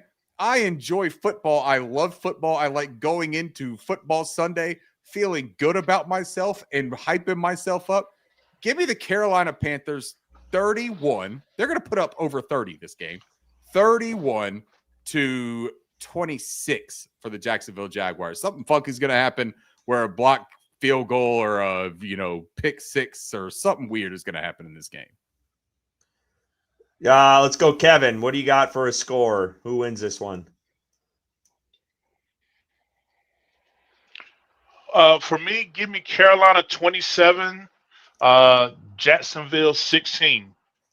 I think that's first half. I think we pull away in the second half. Again, I think that physicality that I've been mentioning is going to show up in the second half. That's where I'm at with it. Bryson? I got Carolina 28, the Jags 21. I think it's a pretty close game throughout, but I do think Carolina comes away with the win. Yeah, I was looking at first-year head coaches who won their first game. Last year it was Gerard Mayo, and then you had Sean Payton, Mike Zimmer, Art Shell going way back, Chuck Noll in 1969. It ain't great. Coaches who didn't win their first game: Bill Belichick, Tom Landry, the GOATs of coaching. I know this is in Jacksonville. Carolina's, I think, 1-3 against Jacksonville on the road. They're 3-1 at home. The series is tied 4-4. Both teams came in at the same time. But like Ricky said, fuck that. I am not picking against Carolina in week one. Give me the Panthers by a million in this game. I ain't even going to give you a score. Carolina wins this. They start the season 1-0. And Bryce Young finally gets over the hump and looks good in his first game. and we are off to Arizona. Suck it, Jacksonville. Undefeated. So let's go with it. We do have a bet for y'all. I do want to hit that quick. We don't have a graphic made, but by quick, he means incredibly quick, because you guys have been on here for 3 hours. We appreciate all damn near 1,100 people sat here and watched this 3-hour episode. We appreciate every single one of y'all. Thank y'all, man. So these are through DraftKings Sportsbook. Bryson, let's start with you. You went with the Carolina Panther here, future Hall of Famer. Hit us with it. Yeah, Teddy McMillan, over 70 plus yards. I think it was like plus 104 odds. Not like super great odds, but I do think, with Coker being out, with him being the 8th overall pick, I think this offense is and this coaching staff is going to want to shine their new toy in week 1. I do think they're going to throw him the ball a lot, and I think he's going to catch a lot of them. So I think over 70 yards is a pretty safe bet there against Jacksonville. And, of course, Carolina's win the game, as most of us predicted, and I think that he's going to have a big part in that. So 70-plus yards, I think, send that in. I think it's pretty safe. Ricky? Yeah, I can't remember exactly what mine was, but I remember that it was Ricky Pearsall. Yeah, over 50 yards receiving. And it was plus 143. Is that right? Plus 123. Plus 123 odds. So look, Jawan Jennings, while we were here doing the show tonight, just signed an extension, I believe I saw. Got a little extra money. He's going to be locked in for them. Brandon Ayuk is still rehabbing. George Kittle, we know, will be involved. Obviously, Christian McCaffrey is a dynamic football player. But let me tell you something, man. Ricky Pearsall is the guy that seemed to have Brock Purdy's trust and chemistry from everything that I saw in the last final weeks of 2024 and in the preseason of 2025. This is a second-year receiver. Second-year receivers are always primed to take leaps, especially when they're in advantageous situations. This is a game against the Seattle Seahawks, so it's a division game on the road. The Seahawks, I really think that they're going to be a team to contend with this year. I think that Mike McDonald has put his imprint and his handprint all over that Seattle team, basically turning them into the Baltimore Ravens of the Pacific Northwest. I think that they're going to have to put up some points, man, to keep up with them, and I think Ricky Pearsall is going to be a major beneficiary of that. Hammer that line right there. Give me that all day. Yeah, I went with a divisional game, NFC South battle between the Tampa Bay Bucks and Atlanta Falcons. Michael Penix, his Falcons fans have already crowned him as a future Hall of Famer. And I'm just not buying that shit whatsoever. So I'm going to go under 235 and a half passing yards. It's a division game. He has not went over that, and the only time he did it was against Carolina, which is the worst defense in NFL history. It's not going to happen against Tampa Bay, and I believe it is in Atlanta, but fuck him. I'm going Tampa Bay. He's getting his ass. I hate the Falcons. Give me the under on that. It's at, let me make sure, it's at minus 112. So even the odds makers, they're buying this shit. All right, so anyway, give us this. This is our line. This is through DraftKings Sportsbook.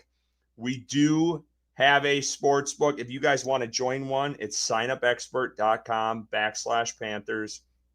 Go on there. You can join a sportsbook. What is available in your community, and you can start betting through there. We would appreciate it. It's a designated link for y'all. But take advantage of that. And I'll tell you what, we made some people money last year, several weeks. So this is our first one of the year. We're pretty excited about it, and it includes Atlanta Falcons sucking. So let's get rich.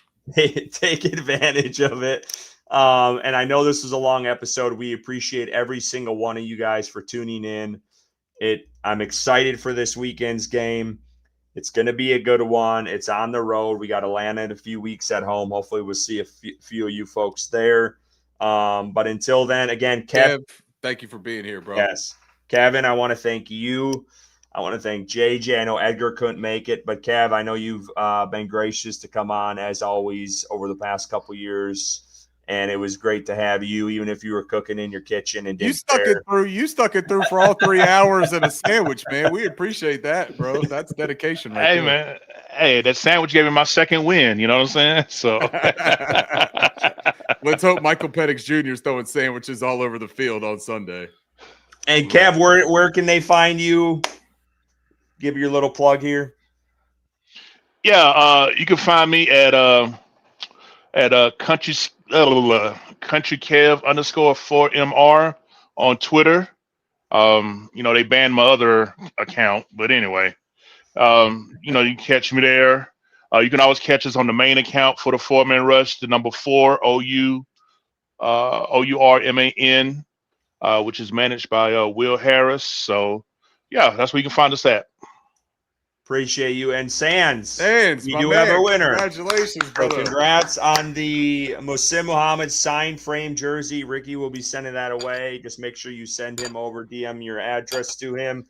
And we do appreciate everyone who's I know we had a couple backups in there, but Sands came through. So just appreciate everyone who's entered into that giveaway. And we'll be doing more of those throughout the season. So stay tuned for that. But hey, it's late. We're going to let you all go. Let's get a victory on Sunday. And as always, keep on.